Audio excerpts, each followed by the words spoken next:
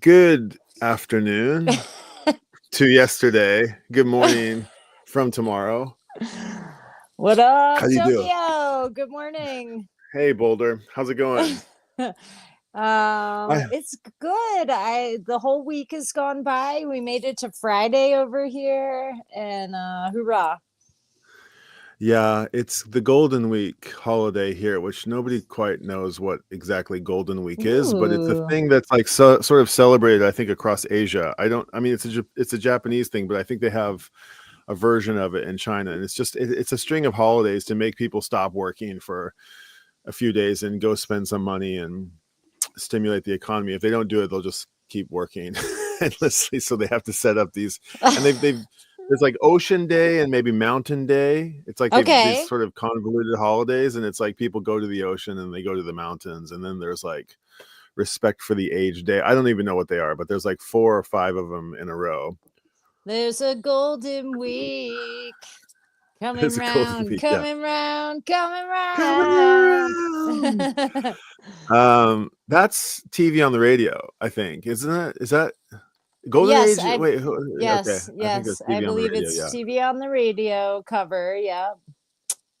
Now So maybe more recognized as a Phish song. Yes. possibly Roses We Are love Free. I think had that happen to it as well. Maybe even that's there's a couple Ween. others. Probably Yes. Yes. who else would be in that category? That's an Oh, interesting side note. Anyway, let's kick another this thing off. podcast. Another Yeah. podcast. So here's the deal. So okay, where should we start here? I think what we kind of okay. Now forgive us, because forgive me. Like Andrea is the literate one amongst us, I but don't know. You have a great basically reading voice, Bry. not You're well. Thank you for literate. saying that, Yeah. but the thing here, the thing that's happened is that there was a moment that just happened in music land where we just had the 2025 Rock and Roll Hall of Fame inductions, and Phish. I roll. Well, Yeah. wait! Don't eye roll so quickly.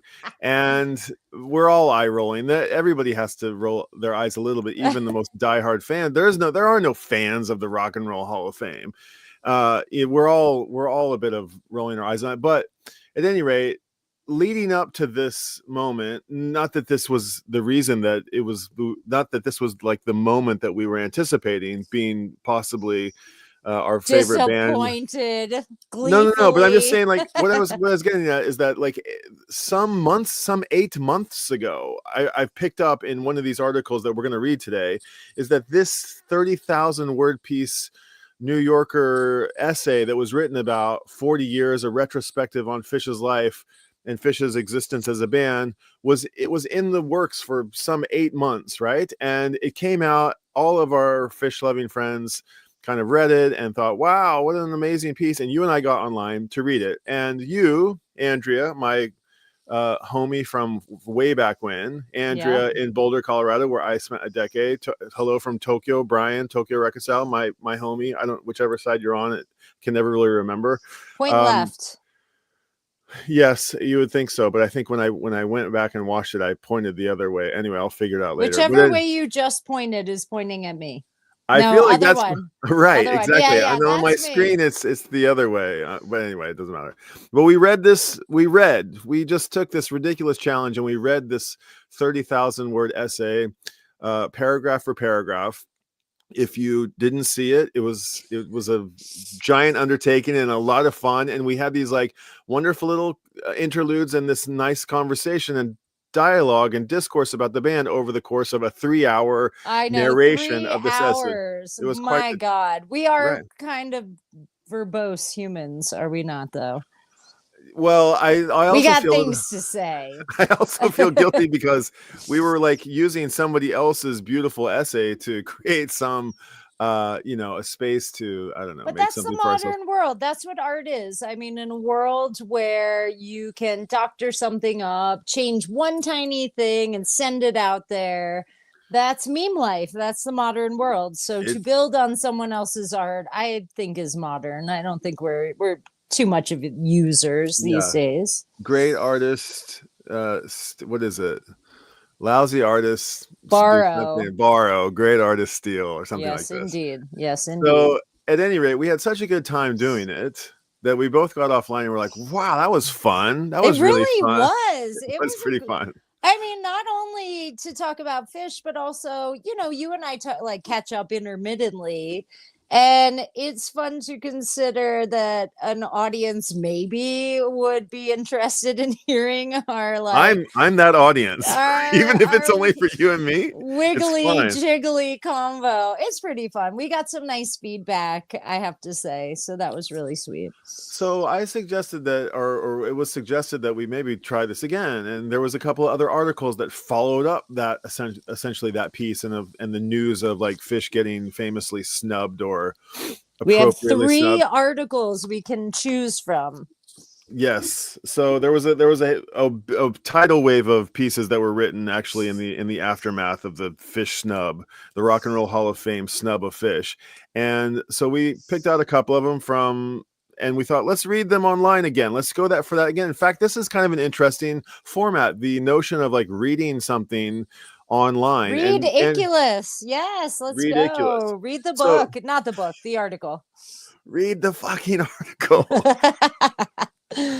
So just for anybody setting the stage here, I don't know whether this will become a thing or not, but Andrea and I are going to maybe come online with paper in hand that has been written about, I don't know, over 40 years of existing. The band's had a gajillion articles written about them, and there's been books, and I don't know what your Phish collection of books is like, but there's the Helping Friendly book is out there somewhere, and Mike's got his own Mike's Corner books, Mike's Corner articles, and like I don't know, there's probably enough out there to sustain the notion of like coming online to reading something over and over again for a while. So let's have fun with it and do it. And the name that we've given this thing, I guess temporarily or until we find something better, and I think it kind of works, is this thing called Ridiculous. We Read Icculus. Our children are old enough. 19, 28. Your kids are how old? 14 and 13 and 14. Yeah. Okay, so they're old enough to hear us read Icculus. So Icculus, they'll probably cringe if we try and make them watch our podcast, but that's fine. It's Icculus is a Phish reference. Icculus, the great and knowledgeable Icculus. He wrote the fucking book. He wrote the book. Read it. Yes. I don't know. Did we give the whole thing away? No, yeah, read the book. No. Read the book. You got to read the book. You want to know more? Read it. Read it. You got to read the book. Okay, yeah. So Icculus, we're reading. Life. Okay, so Andrea, let's just before we get this going. Yeah. It's 4 on the afternoon on a Friday in Boulder. What's ahead of you? What do you got? And it's the end of your work week. You got the weekend ahead of you. Is it time to just chill out, listen to some music? What are you going to do this weekend? Well, it's actually 5 p.m, and it is so beautiful here. The week was a little cool, rainy, but today is sunshine, gorgeous. Spring is in the air. The lilacs are out. It smells so good around town. This weekend I have a gig tomorrow. I play in a band called the Maydays, which yesterday US time frame was May Day. And happy May Day. Happy belated May Day. Oh yes, my God. Beltane May Day. Labor action, lawyer action, rights for humans. May Day has a really diverse history, actually, if you pull up the old Wikipedia, and you'll find all sorts of things. But this weekend is the Kentucky Derby, and my band plays for a Kentucky Derby party at the St. Julian, a swanky hotel downtown. And so we're going to get all gussied up in our pastels and our big hats and play a bunch of pony songs, as well as some of our other groovy stuff. And it should be really fun. It's one side is like a free show where all the folks come out, and the other side is like get your VIP ticket, and you can drink French 75s and have a mint julep or 5 and get a whole buffet. And then they put this big screen up. You watch the Derby, and it's a good old time. So daytime gigs should be fun. And then what do you play in the Maydays? I play the electric ukulele. Whoa, the electric ukulele. Did you know that? It's really fun. I had it made. A friend of mine who is the guitar tech for He used to go out on tour with Bon Iver. People love Bon Iver. And now he is out on tour with Mitski, which is a lot of my teenagers at school are really into Mitski. Beautiful. I think Trey is into Mitski. Really gorgeous. Actually, the my guitar person, my luthier, Daryl Plampin, DP Guitars, shout out Daryl. Oh, I know that name. He built a bass for the bass player Mitski. He's just such a talent. So he built me this lovely, beautiful, teeny tiny rocker electric ukulele. And then Edwin, our bass player, who we talked about on our last podcast, he has suggested, and I always take his suggestions because he has an enormous ear. He has, well, two of them really. But he had said, well, you should get this pedal and get this other pedal, and here's a compressor and use this and blah, blah. So now you're the virtuoso electric ukulele I'm player. not very virtuosic, but it's all about participation and sound. So I have some sounds, and it's just really fun. It's not the most theoretical instrument. It's good to have a piano too, which I do. And I do a lot of singing. Anything you can turn into a 4-part harmony, the Maydays are very interested in singing those songs. So we've got some covers, we've got some originals, we've got great players in our band. So it's very fun. I'm dropping a link to the Maydays website in the chat here. And I love it. We have a website. And you also have probably have an Instagram and a Facebook page. Yes, I believe we do. Mostly we're off the radar, but if you know us, you know us. We're cool. If you don't, check my Facebook for little adverts that pop up, or Instagram, JawMama3. You can find funny Maydays adverts there. That's pretty cool, because like when we were hanging out in Boulder back in the day, like we were never hanging out, but when we were pals chumming around, we were in bands, and we were not. You kind of, I watched you go from like me, and I watched you be on stage with Cass, and then I watched you like get in a drum thing, and I don't remember what the evolution exactly was, but you didn't play the ukulele when I met you. So no, I didn't start playing until maybe like 2010 or so. That's so cool. That is really cool. It's really fun. I mean, I had always played music. I grew up playing piano. My mom told me when I quit, maybe early middle school, she said, and it's always the worst when your mom is right, but she said, Andrea, you're going to regret quitting. And I do. I hate when she's right. So I regret quitting the piano, but I still have one. And I learned how to play Rocky Raccoon on guitar in high school. And Jane Says, GA, so easy. And then I bought a guitar when I went to college. And so music has always been in me. I love to sing.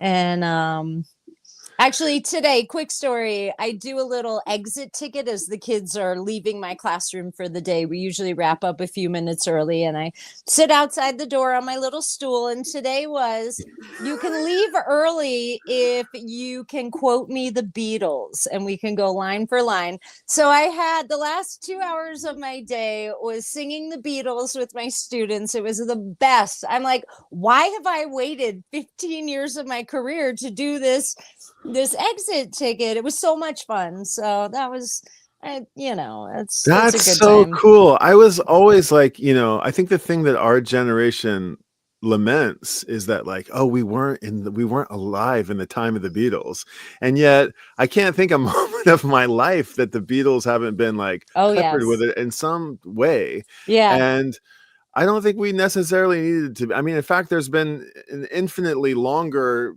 post-Beatles moment than there was ever an actual Beatles moment. And the fact that your students are singing you lyrics is remarkable. It's just the best. I think there was like one kid who was like, I'm like, bro, if you don't know the Beatles, that's your homework. Go home and we're going to try again on Monday. He's like, I don't know. It was fun. There were a few deep cuts, which was really great. and a couple things off Rubber Soul. I was like, yes, Queen, you give me that deep cut Beatles. But it was funny that one of the a kid that I've never met my whole career in school, who's a junior, stopped me afterwards because she was quite enjoying the Beatles moment. And she said, my dad owns this record pressing company, and I love what you are doing here today. What's your name? And so Wow, I met a new cool. kid through the Beatles. I work at Rock and Roll High, Boulder High School, in the heart of Boulder. Is like the coolest kids, the best parents, really wonderful community. So how fun is that, right? That's pretty cool. That's Yeah, pretty yeah. cool. It's amazing. They're so great. I Wow. love So my wait, I might students. have to, when I come there next, you're gonna have to introduce me to that person, I because would, the Tokyo yes, Record. I want to go to the record pressing plant. I want to go to meet the dude who runs a yeah. pressing plant in It's Boulder. Pretty some cool. kid's dad. I'll find out more next time, I think, especially if I Okay. do more Beatles exit tickets. But it was fun. Okay, we have some crew in the house who are tuning in. There's Oh, cool. and I don't know how to see that on my side, but you can, I I know. think if you click over on the right side somewhere, you'll see like comments. If you open up comments, it might say like I'm not sure, but if you look around, you can find it. Don't worry. Well, Let's see. oh, there we Travis go. was here.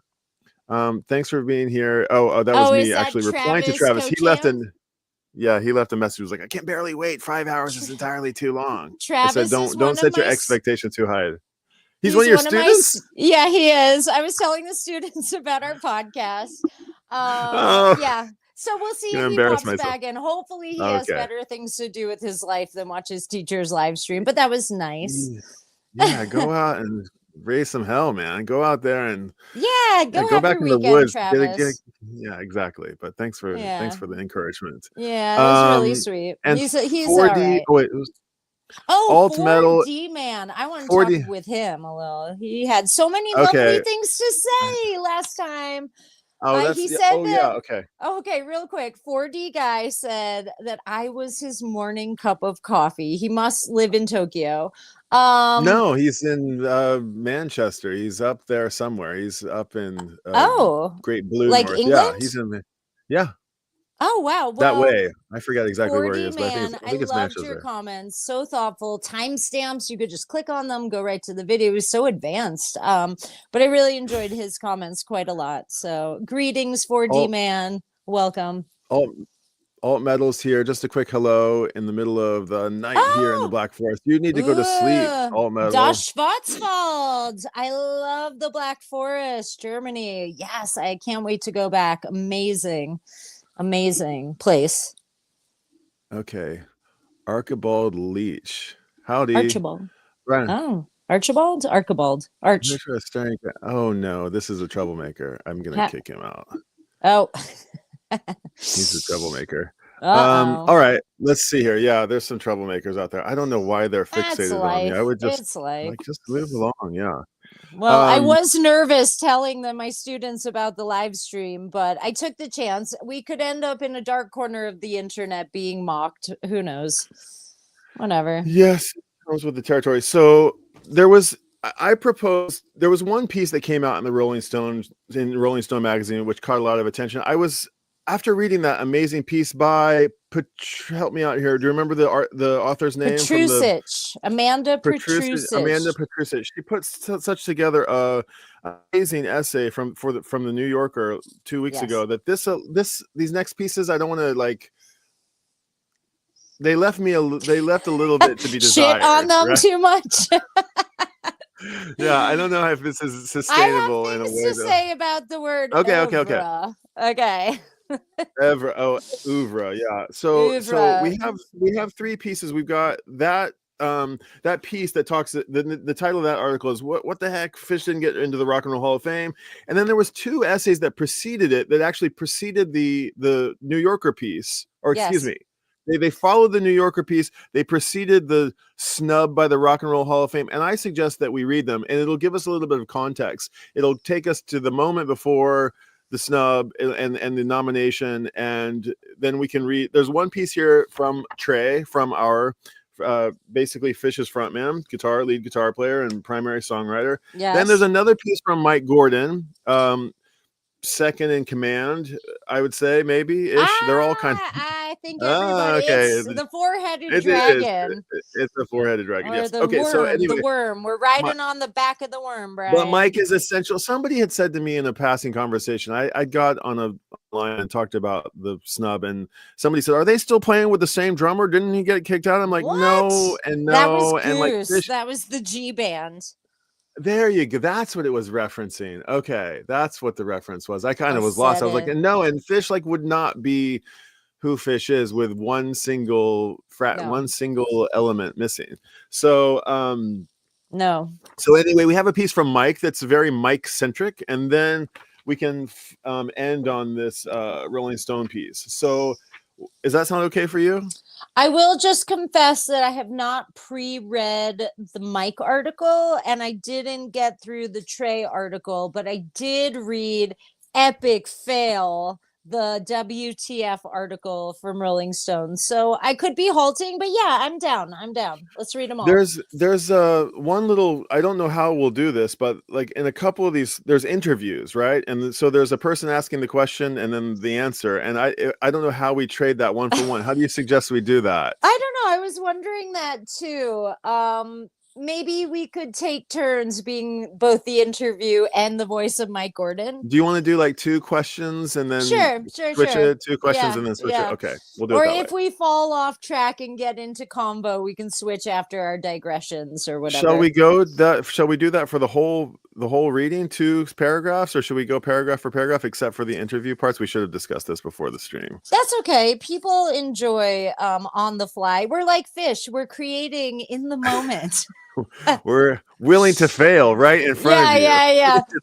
How about when we lock up and we're ready to switch, we go, hey, like the Hey Hole jams in Phish. Okay, it's not bad actually. That's fine. Well, here's what I would suggest, and maybe you would know better. The Live for Live Music Mike interview is dated April 17th. I'm not sure what the date of Trey is, but I think we should go chronologically. I think that the WTF is the last one that we'll get to, and probably I don't know if it'll be the best. Mike one is April 17th. What did you say the other one was? I think they're really I don't close. have a date or an author for Trey Anastasio Talks Phish's Rock and Roll Hall of Fame nomination, and why he's not voting for his own February band. 13th. Okay, well, so let's read the Trey one first. Yeah, Mike, and then Rolling Stone. Okay. All right. Oh, can I say one thing before we start? By all means. 4D Man, I do believe, made a wonderful observation about us reading these articles. And he alluded to the fact that maybe people who wouldn't read the articles, transparency, thank you, 4D Man, that people who wouldn't maybe read the articles would have access to the articles themselves because we are reading them. So I really loved that, because the idea that people write and then only a handful of people read is just so like sad for my English teacher heart. So hopefully we are helping people learn how to read again or for the first time as we read these articles. So you can read along with us if you want. Oh, that's a good call, actually. I'll throw the links into the chat here. Yeah, that might be cool. This way, like you think you can do better, maybe you come on next time. Until then. We'll just read and ramble, as our byline states, which I love. Yes. Okay, let me drop the first link in here. Okay, awesome. So this is from GQ. I'm not sure who the author is because I didn't see that in what you sent me, but we should credit the author. It is Grayson Haven Curran. And I think not even the whole article, the whole title is not here. I'll read it. Trey Anastasio talks Phish Rock and Roll Hall of Fame nomination and why he's not voting for his own band.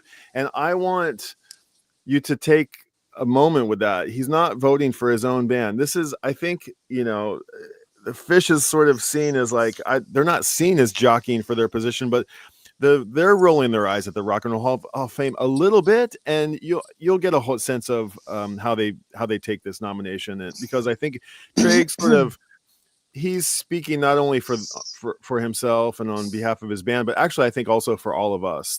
He also kind of articulates how we all feel about about the nomination. So Anastasio, a first-time nominee in Phish's 41st year as a band, discusses what the honor means to him, Kendrick Lamar's Super Bowl halftime show, so that dates us a little bit, and how MJ Lenderman has ruined his life by Grayson Haven Curran, February 13th, 2025. I'm going to go for it. Yeah, go for it. Okay. This morning, long before dawn, Trey Anastasio sent me an urgent text message about his hypothetical ballot for the Rock and Roll Hall of Fame. I love Soundgarden. Take off Phish. Put back Soundgarden, he wrote, ending his message, as he so often does, with an emoji, the laughing character emoji. Laughing, crying guy. Laughing, crying guy. You want to go to? Yeah, go to. Okay. I had called Anastasio on Wednesday morning, a few minutes after he finished a block of rehearsals for an upcoming solo acoustic tour, and a few hours after it was announced. Somewhat surprisingly, that Phish had finally been nominated for the Rock Hall. During the last 4 decades, Phish has set a new standard for jam bands in the United States, not only in its dogged pursuit of newness, but also in its cultivation of community that has grown and matured alongside it. But industry accolades have mostly eluded Phish. They've been nominated for a Grammy only once. By the way, this was their Grammy nomination. They got nominated, I think, for a packaging, and I think that's it. We talked about that last time, so right? Yeah, we're ahead of that curve. Great. Okay, their albums rarely chart, and they've been out of the major label system for the better part of 2 decades.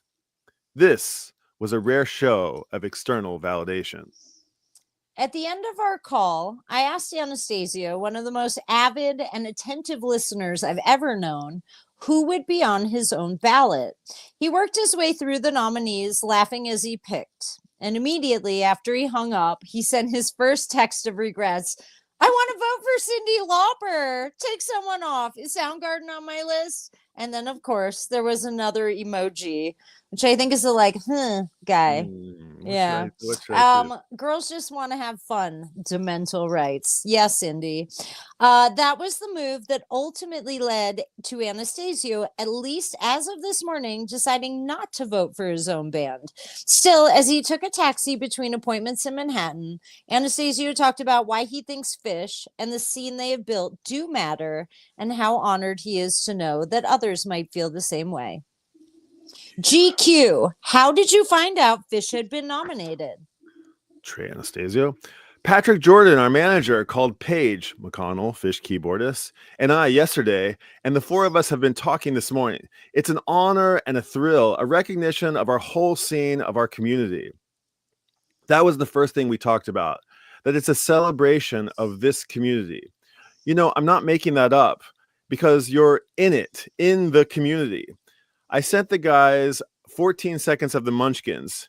You will be a bust. You will be a bust in the Hall of Fame. It's the greatest line ever written about the Hall of Fame, I think. What is? Wait, I didn't quite get that. You will be a bust. Is that from Hall of Fame? Is that from Wizard of Oz? Yeah. Okay, I don't remember this. And then he does the little swipey thing. It's It's not the Lollipop Gang. It's a different. Everybody is singing at that point. You will be a bust in the Hall of Fame. I don't think I understood anything they ever said. I sort of I had to chew on that line for a second. Then I was okay, because I figured as much. The reality is that the first "You will be a bust" comes out of the he didn't quote the pickup, so it's hard for the music brain to hear it, because it's right in the middle of the measure. Actually, is what happened for my brain anyway. Homework. Go watch. It's been too long. Go watch Wizard of Oz. You will be a bust in the Hall of Fame. You and I talked about this possibility last year, and the fact that Phish has never been nominated, still, it was a surprise, says GQ. That's why I'm saying I think it's such a celebration of a community, because we've always stood left of center, always, from the beginning. But what we've always had going for us is this incredibly strong connection with our fans, our community. We've grown at an organic pace, which has probably been the best gift we could have ever received as a band. The roots are strong now. It's been 40 years. So I'm going to read for GQ now. Not counting nominations for packaging. I Oh, love sorry. it. Okay, so that's one additional Grammy. Okay, that I wasn't aware of. Okay, not Okay, okay. counting nominations for packaging. So that's twice actually. Once Maybe for they got packaging. nominated for For free or what? something. I Maybe. don't know. Okay. Maybe we'll find out. Okay, not counting nominations for packaging. Phish has only ever been nominated for one Grammy Award in 41 years and has never won. This is the band's first time on the Rock Hall ballot. Why has it taken some people so long, especially in the music industry, to take Phish seriously? Trey says, we didn't make it easy. It's not a very surface band. It's been hard for the Grammys, the Rock and Roll Hall of Fames, and even magazines in the beginning to understand why people were so excited about this thing. There's a lot in there, but we don't lead with it. I don't blame anybody. I fully understand and always have. So there's no hard feelings. I am not making the Oasis statement that it's bullocks or whatever. It's really meaningful. This is going to be weird. Go Trey. Of course it's going to be weird. I'm going to make this comparison without even a drop of quality comparison. But when I saw Kendrick the other night, I was losing my mind. I thought, this is the deepest thing I've ever seen at a Super Bowl. I watched it 3 times and I still couldn't pick up on all the messages he was conveying. I just assumed everyone thought that until I talked to Patrick the next day. I don't really look at the internet, but he said a lot of people didn't really like it. How could you not like that? It was a piece of art, but it wasn't all on the surface. It wasn't Mick halftime show. Love that. You had to dig in a little bit, and anyone who did dig in was rewarded. I love things like that. If it were me voting, Joy Division is in, but it's not me that's voting. That's another band that's like that. It's not a surface level artistic statement. So we're going to keep going here, but just for a second, Yeah, quick pause. he's giving so much props to Kendrick Lamar. He's Yeah. giving props to Joy Division. He's already given props to Cyndi Lauper. He's already given props to Soundgarden, and we're not even like halfway through the thing. Oh my God, And we're on the like 3rd page, 4th page. yeah, and I just that's tracks so much, and I talked about it a little bit before, but like I don't know if he probably would, or like early Trey would have said such a thing, but this is just to me like a sign of such maturity. And you look at the Oasis guys, and I know that it's so much tongue in cheek, and no shade at Oasis, but the brand of being like it's bollocks. I don't know what they said. I don't know what he's referring to. I don't think I could sing you an Oasis song. Could I? Oh, Could that's you? interesting. Could Sure. you? Like Yeah, yeah, yeah, what's yeah. I couldn't. What's an Oasis song I would know? Oh, I mean, Wonderwall, Oh, okay, Two okay. Days. There's heaps. Now you're Okay. putting me on the I spot. know I more know. of Yeah. like the covers of Wonderwall than the actual original version. There's some great Actually, covers. that's an interesting little side note. So I was on a conversation with some others the other day, and it was a bunch of guys who even had 10 years on me, and they were kind of complaining that Phish didn't really have the street cred to be in the Rock and Roll Hall of Fame. And somebody had said, "Can any of you on panel besides Brian name me 3 Phish songs?" And I was like, "Oh no, this is gonna be the moment." But nobody Is could, this nobody the could is even. this the Venn diagram of Phish and Oasis? Like people that don't know just don't know. Yeah, It's not radio music. I mean, I hardly listen to pop radio since I was like 16, 17. I got a tape player in my car and it was Beatles, Phish, and the Grateful Dead for the next 20 years, So I don't know. And yeah. a Well, great mixtape from my friend Joelle with Dancing Queen and maybe Cyndi Lauper. That was good. yeah, and Oasis, famously like sold infinitely more records everywhere besides the United States. So they just, yeah, it's an interesting. And I was asked, like, does Phish have fandom outside of America? And I said, well, actually, not exactly. They don't. It's kind of an American thing, I guess. I mean, they do have these They diehard are fans in an Japan. American band. They're coming to your town. They're going to come to Tokyo, though. We'll help you party down, Bri. Okay. They're Well, coming. let me I know see. some international fans. Not counting Canada. No offense, Canada, but you're on our team over here. Oh, this could be dangerous. Well, I'm your backup reader in case one of you gets injured. Oh, okay. I thought you were going to say yeah, he's going to critique us. He's going to find the words that I skipped or just. That's okay. Listen, we will take feedback. I had feedback from myself from the last time we did the stream, and here are my top 3 things. I wore different glasses because my red glasses kept slipping down. I kept touching my face too much. Oh my God, I red am not glasses. going to fluff my hair. I did that way too much. And I've only poured myself one glass of wine because when I got to the second, I said like and honestly too many times. Uh-oh. So I'm gonna sit on my hands because I notice I'm Italian Just Jewish, be so yourself, and I know, just be I yourself. know. You'll be fine. Listen, I can take the feedback. Thank you for D-Man. I can't. I can't. So be gentle with me, please. Okay, okay. Be gentle with Brian. I can take the tough stuff, but not like Yes. the rude, like internet flames me just because I have a vagina bullshit. So jam bands, never heard this term before, and we keep saying like it's a misnomer, and they get, and everybody in all these articles, they keep referring to them as the premier jam band, and doesn't it? It's just like such a cringe word, and none of us feel like it represents anything. Do Well, you? Does it mean anything to you? It means nothing to me. let's In fact, define it for 4D man. Okay. So to jam is to play in an extended improvisational manner, listening with big ears and responding to what you hear musically based on what the other dudes or dudettes in your band are playing.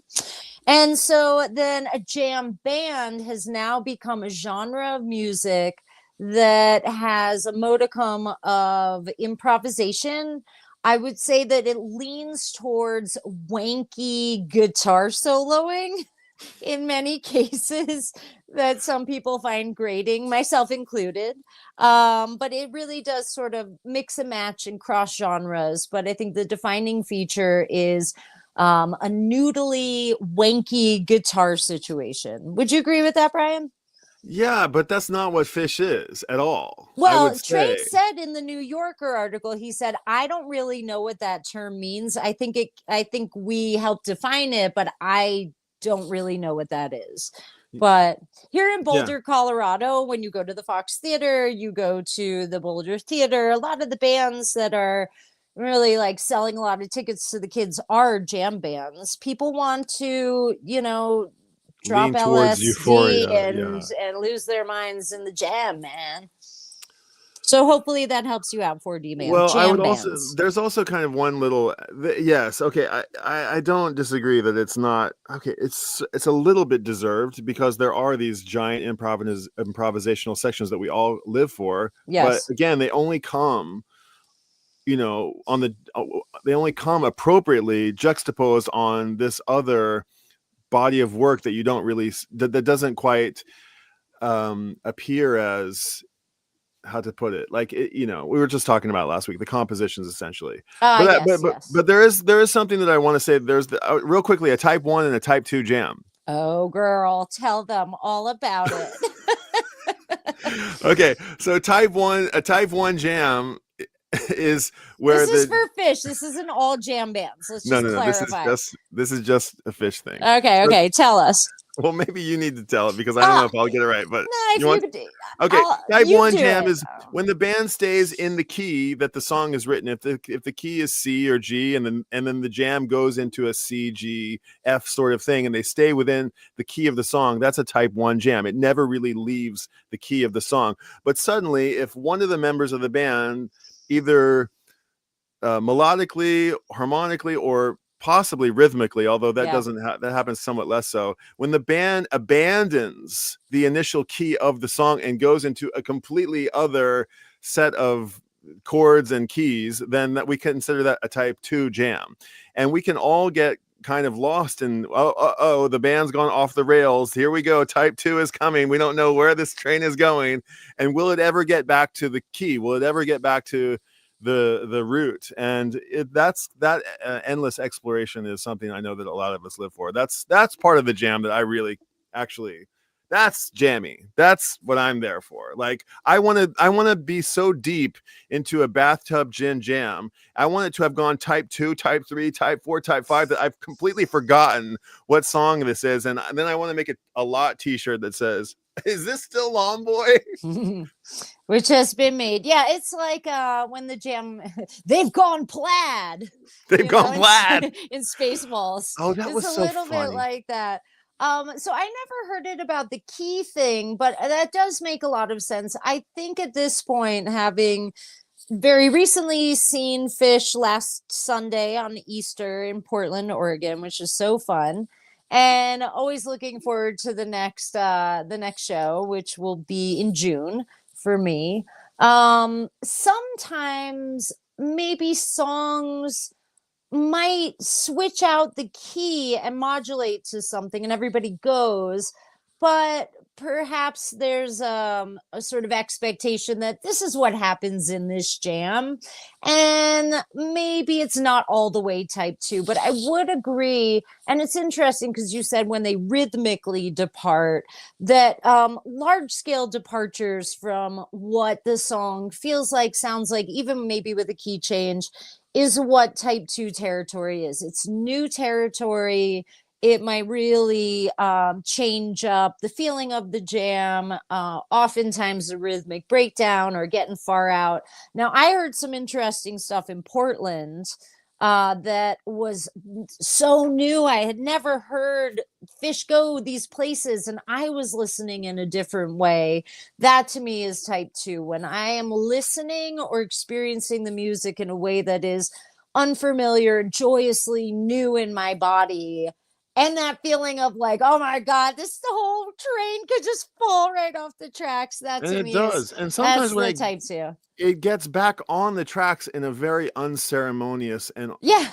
almost ugly way from time to time. It's Well, like these days with Trey wanting to bring a vocal chorus back to everything, I'm not going to disagree with you. I'm not going to flame too hard. I mean, this I but could do without any song. Just jam the whole time, man. That'd be fun.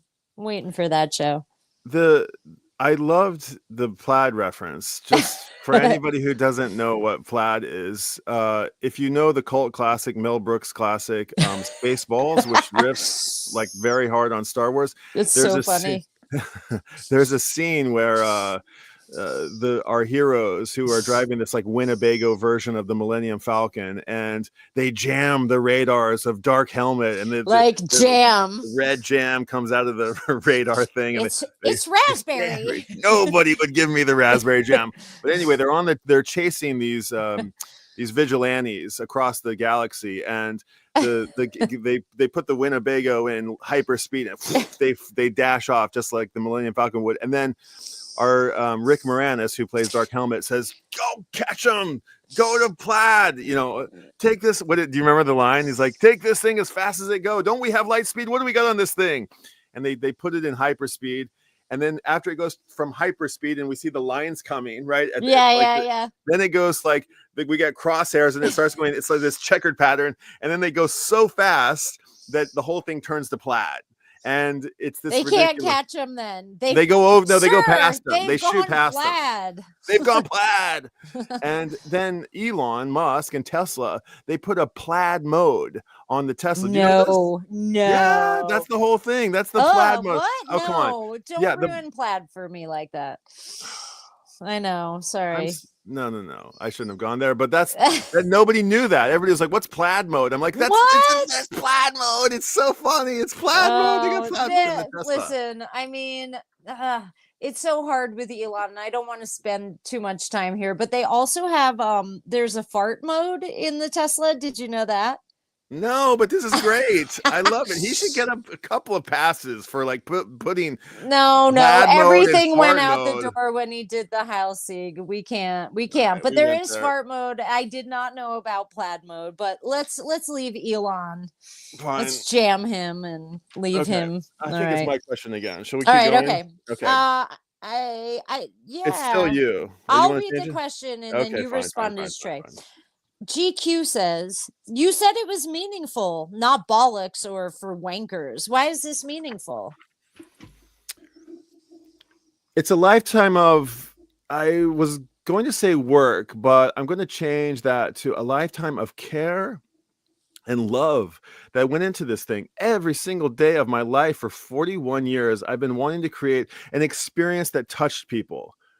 The thing that I have tattooed on the inside of my forehead is, this is so good, it should be even better.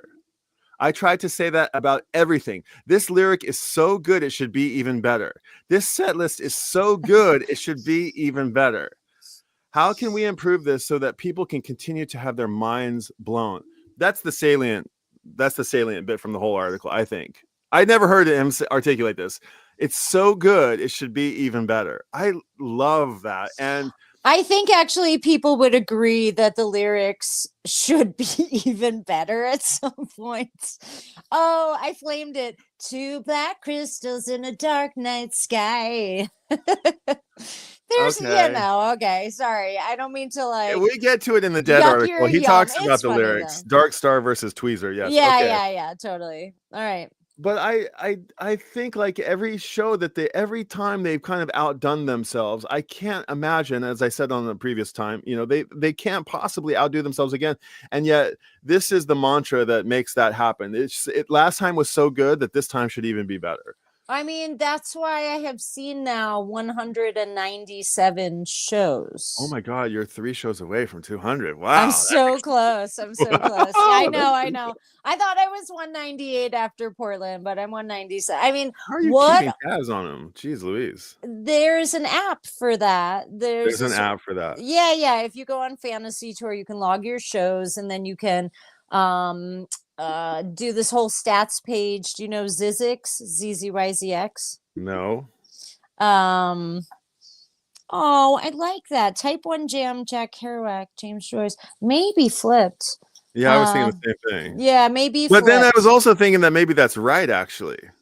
I don't know. Because James Joyce is like nobody can read James Joyce, right? Like that is the ultimate out there thing. Jack Kerouac is type 1 in that sense, I would think. It's hard to imagine describing Jack Kerouac as type 1, but James Joyce I think is a good metaphor because he takes the original and then, like maybe in I forgot what it's called, but like let's take this source material and change it and turn it and expand it and sort of color it in new ways. But I might think like James Joyce is type 1 and E. Cummings or something would be type 2. Like, let's just mess with the whole form and fuck it up. Type E. James Joyce is like type 3. It's plaid. It's plaid. James Joyce is plaid. I don't know. I think E. so. Cummings might be plaid. Anyway, okay. I love that. That's a great metaphor. We'll think on that, 4D man. I like that.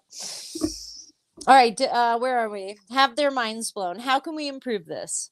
Okay, so you want me to read as you? You set up the GQ. GQ says, as you know, I saw my first New Year's show this year, and that's what was so moving about the techno encore. That was you guys trying to blow minds, not just sending a banner a year for Phish off with a hit. And Trey says, we're 41 years in and we played 2 brand new songs, which are now deeply folded into this thing. What's going through your mind? Mine. Okay, keep going. Go. Is arguably the biggest song in the Phish repertoire right now. It was written in March. It came out after our last album in our 41st year. That just doesn't happen. But the amount of work that goes into something like that, the hidden work, like I definitely also believe Never Let Him See You Sweat. And there's a lot of sweat. You got to debut 20 new songs to get a song like that. You have to work on all of them and write all of them and wait for the muse to tell you this is the one. And then you've got to develop it and nurture it and play it and improve it and change the key. And then we have that whole thing on New Year's. If you were a fan for 40 years and saw that, it's meaningful. Like, this band still cares. That goes back to what I was trying to say. The reason that this acknowledgement is so touching and moving is that 41 years of care and love went into this nod. Yeah. I have to say thank you. I have to say that that when they put together for this year's New Year's show, they imagined a soundscape and a version of a song that they'd never ever once given us. They imagined a genre that they had never even played never been explored. I think it's got to be really fun for them. I mean, we talked about it in our last podcast, but they really did upend the expectations of the genre for me as a listener. And I worked at an EDM festival for, 12, 14 years. I mean, my daughter's deep in it. It was so dynamic. It was so fun. It was so beautiful. I mean, what a jaw dropper. It was so cool. I mean, like, I feel like the last run. I mean, start with Casvat Vox, or start earlier than that, Ah, but like love Start that. with Casvat Vox, which Phish Casvat famously, Vox. yeah, Casvat Vox was a imaginary album that they played on Halloween. They famously play these musical costumes, and one year they came and punked the whole audience by saying that they were playing this obscure Swedish band's album, Casvat Vox, from beginning to end. And people, and they planted like articles about this, and it wasn't a real band. It was this fictitious band that they themselves made up that was Yeah, actually yeah, yeah, them. yeah. And they literally punked us by like planting months in advance, I think a year in advance, like articles on the internet about this long lost Casvat Vox album that was highly coveted in Norway or Sweden or wherever it was. And they covered this album from beginning to end, which was just basically an entirely new Phish record. And like, if that couldn't have been, and it was sort of an, in hindsight, it seems like it might be an extenuation of another entire world that they've created for us. And like, it couldn't, and it was this crazy thing that they built, and there were rafters and things hanging, and they wore these costumes, and it was totally and it was like, I couldn't 9 possibly, cubes, baby. the 9 9 cubes, and I cubes. couldn't imagine it getting any crazier. And then when it came time for the next show, it did get crazier. And when after that one couldn't get any crazier, it was them floating down from the rafters in spacesuits, and then it was these like dolphins and whales flying around. They the came up arena. through the stage for that spaceship thing. They were Don't little say lips. that. No, Don't they say did. that. I was right there. I told you I was like 6 rows back or something. Anyway, my favorite paragraph is coming up because Trey is going to talk Do you about want to read David it? Bowie. I can read. I want to read it though. You kind can of read it. do. Okay, that's fine. Fine. I Just want to because read it I too. love Black Star, but I was whatever. gonna. I'll get choked up reading it, so you read it. Okay. Okay. So let's keep going. UBGQ. What you're saying gets to a central rock and roll question, especially when it comes to the coronation of something like the Rock Hall: burn out or fade away. Ooh. Trey, I have never been interested in becoming a nostalgia actress playing songs from 30 years ago over and over and over again. I've got a shining light in my view who I watched because I was the right age. We used to cover Life on Mars, the greatest song ever written by the greatest artist of all time. And 2 days before he died, he released the best album he ever made, Black Star, in my humble opinion. And that was his 26th album. It kills me. It's so good. This guy sits in front of us as the master of the form, David Bowie, telling me that you can continue to evolve and be creative until the day you die. He did it, and I watched him. We all did. I literally have chills. I don't know if you could see that. I love Black Star. Are you familiar with the Oh album? yeah, it's It up there. is. Yeah. It's so fucking insane. Talk about a vehicle for your space-time travel capsule departure from life on Earth. I mean, my God. I love that album. So I love that Trey is talking about Black Star. It's so badass. Well, I love that he, first of all, for him to say like this is, he often does this. He often says, Outkast is the greatest band of all He time, or does. He Chubby loves Checker a is the bass, superlative. right? But you know that Bowie means a lot to him, and they've covered, Ziggy Stardust in its entirety, and I think they've covered a bunch of songs off of Ziggy Stardust as well. And Life on Mars is one that comes in. What's another one is that the main sort of one that they cover off of that one?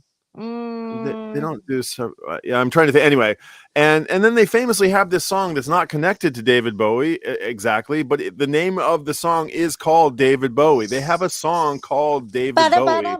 David It's Bowie? a huge crowd pleaser, and it's been in the repertoire for all these 41 years. It's one of their oldest tunes. Yeah, it's quite old. And it slays. It's so awesome. And if you get a Bowie at a show, that's like getting a Saint Stephen. It's like, it's a heavy hitter, very heavy hitter. And it can kind of make or break a show at David Bowie. Bowie's a huge tune. And UB40.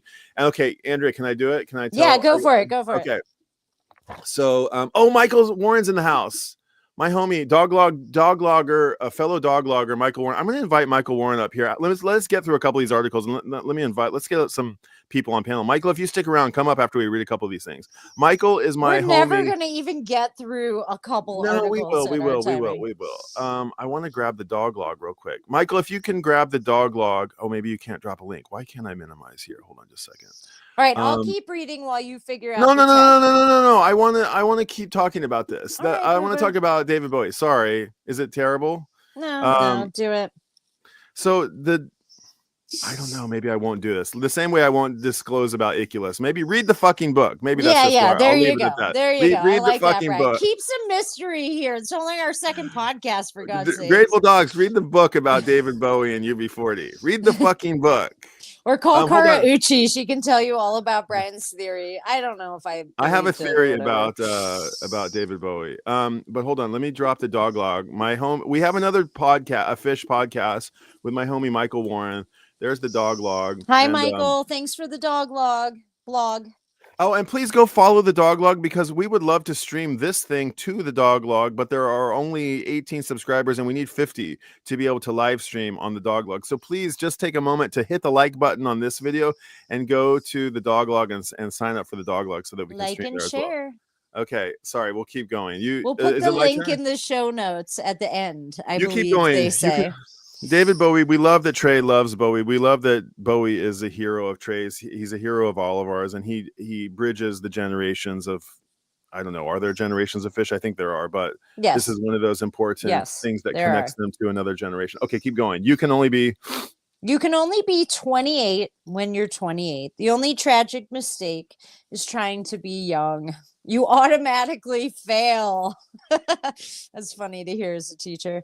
You have to be where you are. I read an interview with Bruce Springsteen once where he said every time they made an album, they wanted it to sound like Be My Baby. They checked what kind of microphone they used and what kind of soundboard they used. And then they went into the same studio. And one day he was sitting there and he goes, oh my God, it's the sound of youth. I'm never allowed to sound that way. I had the same thought when I heard this mind-blowingly good MJ Lenderman album. I thought, I hope he's enjoying it, because you can only be 26 once. He sounds like he's 26 on that album. It's so good, but I can't be that anymore. That Razor's Edge that he's living on with that album, it's so good. I'm going to read the question again and you keep going. You should know that yesterday morning I turned in a very long profile of Jake Lenderman for GQ. And yes, he's 26 now, not when he made Manning Fireworks. Tell him I love him if you're texting him. That won't mean anything. That's why I love him, because he probably hates my band. That and the song he did with Waxahachie. Brian is way more hip to modern music. No. I don't know Waxahachie. Okay. Michael does, but I don't. Yeah. Okay. Waxahachie talks about that a lot in a healthy way. When Tiger's Blood came out, she's like, I'm not in my 20s anymore. I can't be. I have to find a new mojo. And she did. But tell MJ, thank you for ruining my living room. It's all I listen to. My poor wife, Sue, is like, are you putting on Manning Fireworks on again? Yes, because it's so good. I had that snide thing for a minute. Wilson, can you still have fun? Good on gunk. He tells his wife. That's so funny. So Katie Crushfield, Waxahachie, MJ Lenderman, David Bowie. That's 4 more artists that he piles on top of the 4 or 5 or 6 other artists that he's already mentioned in this piece. Yeah. That's incredibly gracious, I think. All right, I'm going to set you up for the next paragraph. GQ says, you're allowing yourselves to be someone different. You're not the band that wrote Wilson or Carini. Wilson and Carini being, Carini less so, but Wilson certainly so. Songs that they wrote early in their career. I think the question is like, you're not the band anymore that wrote these songs from your earlier career is what I think the question is. But gosh darn, we love it when you are. And sometimes you are actually. Yeah, Trey. Sometimes you are and sometimes you're not. He says, or Rift. That's another reference. He says, we're not the band anymore that wrote the album Rift, which is, we talked about last week, one killer formative album of both of our youth. I really like Evolve, their most recent album. And I really like Sigma Oasis, the album that preceded that one. They don't sound like Rift. I'm writing something right now that is so not anything like anything I've done before, and I'm really excited. I don't know if it's good, and we'll see where it goes, but I set a rule. It doesn't sound like that other song, and half the people are going to loathe it. I mean, listen, Rift is singular. I don't think any other Phish album sounds like Rift. Period. I'll just say that. That might be the sound of your 26 that you'll never recapture. But gosh darn, like, jump on into the time capsule at the show and do your best. Really, sometimes it's a portal to their youth. Sometimes when they play that stuff off of Rift, I mean, God, Fast Enough for You, or I don't know, Lengthwise every once in a while. Maze, so good. Foam. So good. Foam on that one. Dun, dun, dun, dun, dun, dun, dun, dun, dun, dun, dun, dun. Let's say hello to a few people. All right, let's do it. We're an hour in, Bri. Maybe we'll get to one more article. Finnegan's Wake. I'm not even gonna. Yeah, one big typographical error. Yes, I've never read it. You've never read Finnegan's Wake. Nobody's ever read Finnegan's Wake. Nobody's ever actually read in the history of mankind. There's a movie that references Finnegan's Wake all the time about how it's like impossibly. Yeah, I want to read. Actually want to take a stab at it. I've never have, but it's the one. Grateful Dogs. Who dat? Grateful Dogs. Grateful Dogs is a cool dude. He's like Phish guy and Deadhead. He's a cool dude. He's been around here. I think he said his like first show was like 93 or something. Yeah. Which show should I take? Which should I? Go. You read it. Which should I take us? Oh, it just went away. Oh, sorry. Something about Bourbon and Beyond's festival. Which should I take us to see him at Bourbon and Beyond Festival in Louisville, September? Is that referencing another remark? Okay. Anyway, some chatter going on. Oh, by the way, this is kind of a nice little sorry. When you see comments like these in brackets in the parentheses, you can ignore them. They are meant to be. They're talking to each other. They're talking to each other. Okay, you were at the show. I was at the 95. The Who Halloween. That's Quadrophenia. So that was. I was not at that one. Okay. Were you at that one, Bri? I was no. You caught the Dark Side of the Moon, though. I did see Loaded and Dark Side of the Moon. 97, 98. November 1st or something. I don't know. And you were at Beatles. I was at Beatles. I've been at I was at Beatles, the Haunted House. Oh, you were at the Haunted House. The what's it called? The Sci-Fi Soldier? What? Sci-Fi Soldier. Okay, that was my 30th anniversary. I don't know. Yeah. The Haunted House is one of my absolute favorites. Oh God, that just made my heart so happy. Let me ask you a question. I was asked recently, like, what's the silliest or most obscure Phish cover that's ever been played? And I was like, impossibly hard to answer. There's so many cover. But somebody said they played Disney. They played the Haunted House record, and I thought, that's actually a good answer. The answer I ended up giving, which I'm not completely satisfied with, was Get Jiggy with It. Na na na na na na na. Was that at Vegas when we were there? I don't remember. Have they done it more than once? I think they have. You Shook Me All Night Long. They did in Vegas with Kid Rock. Not that it's obscure, great song, but I do believe. I would say, and I heard it at MSG a couple years ago. Apples in Stereo Energy. Yeah. I really love it, but it's sort of obscure. I don't know. Yeah, I mean, what I was thinking about the other day was like a Christmas record. Oh, I wonder if Phish would ever do a Christmas record. Did do. It wasn't Christmas, but they played Sunday Morning by the Velvet Underground, and Fishman was wearing a whole Pope costume one year. I think it was on Easter in New York City a handful of years ago. Grateful Dog says 93 Worcester, Mass. Worcester. Christmas show was with the fish tank and the fish hanging from the ceiling. Okay, that's pretty cool. I did the hair touch. So let's keep going here. Worcester. Grateful Dogs. I went to college at UMass for a little bit, so I got your Packy and your Worcester right here. All right, tell me about the song, Brian. GQ Ashtray. Is the song you're referring to what's going through your mind? Is that the mind? Okay, I think so. I bought a new piano as a gift for my 60th birthday. Congratulations, Trey. Wow, wonderful. What kind? I wonder what kind it was. I didn't get to this part of the article yet. Do you think it was a Steinway? What do you think he bought himself? He's a New Yorker, probably. Get a Steinway. course. I started getting up at 5 a.m. and writing on this thing. His poor It was, wife. Can you imagine you're waking up your wife at 5 a.m. on the Steinway? I'm guessing she's got her own apartment. Like across the hall. Yes. Yeah, yeah. And it's okay, probably okay. soundproofed, and it's probably I think anyway. That's funny. The Yeah, stuff yeah. that came out of it is very melodically and harmonically intense, but beautiful. Because I was at the piano, it was easier to access the confused language of deeper Yeah, harmonics. so true.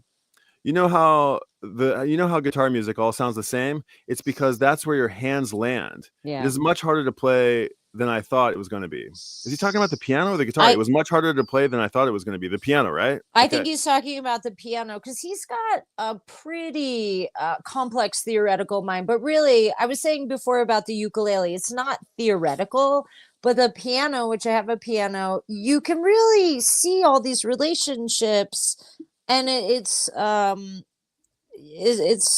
what is it? It's a deeper harmonic relationship. You can just see it literally in black and white. And it's all chronological, right? Yeah, Out there. yeah. Yeah. But anyway, the bigger point is I don't think you have to burn out or fade away. There's Yes, a Trey. third choice. Always. The third choice is to not separate any aspect of your life from your music career, finger quotes. And that's what Phish has done. We've tried to have an incredibly wide palette that includes all the aspects of our life, because I started off as a young kid writing and singing music to save my life when my parents were getting divorced.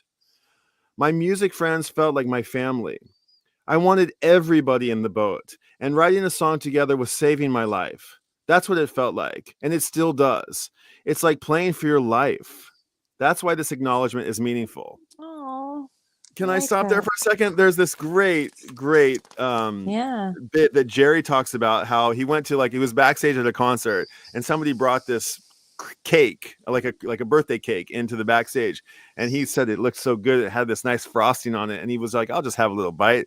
Oh, you know the story? And he think takes so. a little bite, and somebody said, we just dosed that thing with 2,000 hits. And he was like, oh no, right before I go live. And he said that he was on stage playing, and everything, he just started getting really spooked, and everybody was like a FBI guy, and everybody was trying to get him, and they were going to kill him, and he was sure that he was going to die on stage, and this was his last chance to prove himself. And only if he played well enough, if he could play to save his life, they would let him live. And so he just got out on stage, and that is how he got to the peak of the trip, was just playing for his life. And so he says, that's how I play every night. If I just go out there and play for my life, I know I'll be okay. And Trey says it exactly right here. It's like playing for your life. That's why this acknowledgement is so meaningful. Yeah. Okay. Who should induct you, says GQ to Trey. Who should induct you into the Hall of Fame? Trey says, wow. I would be honored if Ezra Koenig of Vampire Weekend wanted to do it. He is so articulate and smart and from New York and a lovely guy. And I think he gets it. It would be nice if someone could do it who wasn't a star, that was just assigned, someone who doesn't understand Phish. With an enormous amount of respect for Anthony Kiedis, I don't think he really liked the Talking Heads that much. Not as much as I do. He inducted them, I guess, because someone asked him to. There was so much to say about them. And who would you vote for? You get 7. Chubby Checker, number 1. 1958, he invented rock and roll. He's who this building was built for. Joy Division. Joe Cocker, that's 3. Soundgarden, probably. I'm just picking my favorites, not assigning meaning. The White Stripes. Am I supposed to vote for myself? And what then do you think? Oh, you go. Okay. I'll just keep going. You just Okay, keep reading okay. up. What do you think happens in the presidential voting booth, Trey? If I got one more, I'd pick Mana and Phish. How'd I do? Fine, but as a Southerner, I'll always resent that you didn't vote for Outkast. Oh, no. Outkast was supposed to be the first one. Fucking A. No, that's number 1. Take somebody off. Take Mana off. Sorry, Outkast. Chubby Checker, Joy Division. Outkast is number 1. The end. So you get 15 bands, I'm going to guess. You get 15 artists that he puts forth. I mean, the question, the article is, why is Phish not voting? Why is Trey not voting for himself in the Rock and Roll Hall of Fame? Why is he dismissing his own nomination? Because he's got so much humility and respect and breadth of appreciation for music that this is our hero. This is why Phish is such a conduit of musical appreciation. It's not just about the band. It's about the wormholes that take you to so many other levels of musical appreciation. It really is, from jazz to hip hop to barbershop quartet to what else am I, to bluegrass and country and western, and they're like teachers of they are our heroes. They are our heroes. So anyway, that was and here's the other thing that I'll just say about why he wouldn't vote for his own band. I mean, Phish, we read this in the New Yorker article. They were rebelling, and nobody said no, like, you shouldn't rebel against this thing. They just were not interested in mainstream. And the Rock and Roll Hall of Fame is mainstream. It is canonical. It is the highest high, right? But at the end of the day, they don't know shit because they're the establishment mainstream. And Phish has never been establishment mainstream. So, I was listening to some other podcasts after this Phish tour, and they got into some of this Rock and Roll Hall of Fame business. And at the end of the day, it might take a few times. I mean, I think the fans are really fired up. But if you look at the fan vote, I mean, Phish blows every other band out of the water in terms of the fan vote. And they'll get in there at some point, or they won't. But I think we all appreciate it continuing to be undercover. Let the Rock and Roll Hall of Fame have the hot dog. Move on along. Nothing to see here, take folks. the fucking hot dog, and you have your little thing that hangs there, and you enjoy that fucking hot dog meat stick until we throw it in your face, like that Stacy Ludlow video of the meat stick. You know what I'm saying? Funny. Yeah, I mean, it's a badge of honor. I think we don't really want them in there, but we kind of do because we're not completely above it. But and we're also of that age. So many of the fans that I think are really like, oh man, there is that validation. I think we all ride that line of like wanting our favorite band to be validated by the establishment because we are of that age. But also, like, fuck the establishment, I think, is why we keep going to see Phish. It's that funny tension that we talked about last time we read. Let's see if we can blast through this Mike Gordon piece. It gets off the rails here. It gets kind of far away from Phish. Mike Gordon interview falls off the rails. I'm shocked. Okay. That's great. By the way, okay. This is a nice photo. I'm guessing this photo on the cover of this piece is by Renee Humer, and also I'm guessing this one as well. Yeah. So there's love Renee Humer. Yeah, he's very good. Yes, and he's such a good-looking dude. Let me just say that. He really is. And Renee's kind of an acquaintance. He's a little bit of an acquaintance of mine. Tell me more. Well, he had an exhibition. He's a large format photographer guy. When he's not doing Phish, he's doing wet plate collodion prints on large 8x10 format, which is kind of my. Oh, you do some of that. Not exactly, but I would aspire to. It's incredibly powerful work, and it's got this crazy science versus art thing that happens in it that really piques my curiosity. And he did this little tiny show in Kyoto for Kyotography, which is this awesome photography festival in Tokyo. And I saw it pop up and I was like, dude, are you coming? And it's like 3 hours away by train and then not a cheap train ticket. But I was like, are you coming to Kyoto for the opening of the show? Because if you are, I'm going to get on a train and go meet you. Yeah. Did you go meet him? He wrote me back and said, oh, dude, I'm so happy to hear you're a fan. And I looking at your work and I like your work too. And no, I'm not actually going to be there for the opening. And I was like, well, Renee. I know, I couldn't believe it. I was like, well, I'm going anyway. I'm definitely going to go because I want to see the work. It was amazing. It was his awesome. Not Phish work, all that black and white and sort of silver scape is so interesting. I've always loved photography, and I do some iPhone stuff. But if you guys watching didn't know, Brian is a phenomenal photographer. And I won't say too much, but you really are. You have a wonderful eye for art and design and composition, and just interesting. Like, take the normal and make it slightly askew, which I just love so much. I'll ask you offline what we can talk about, because No, it's fine to talk about. I mean, Can we talk about Photo Hoku? We can talk. No? We can, but we talked about it ad nauseum, and we can just save it for another stream. Maybe Okay, we can talk about water wheel. We'll talk about water wheel on another stream. Let's dig into that. Maybe there's an essay written about water wheel. Okay. But I do like I think there is something that like is inspiring from the band. It's like it's that hard work and the freedom. It's those two things in context that I like that in photography too. I like bending the rules, and I like the two things juxtaposed on each other, and I like letting the viewer decide like what it is that they want to get out of it. And it's totally up to, I'll get you half of the way there, or maybe 80% of the way there, but you got to get yourself the rest of the way there. Well, that's like how the imagination plays with ambiguity of composition. I think that is maybe to make the parallel to Phish music.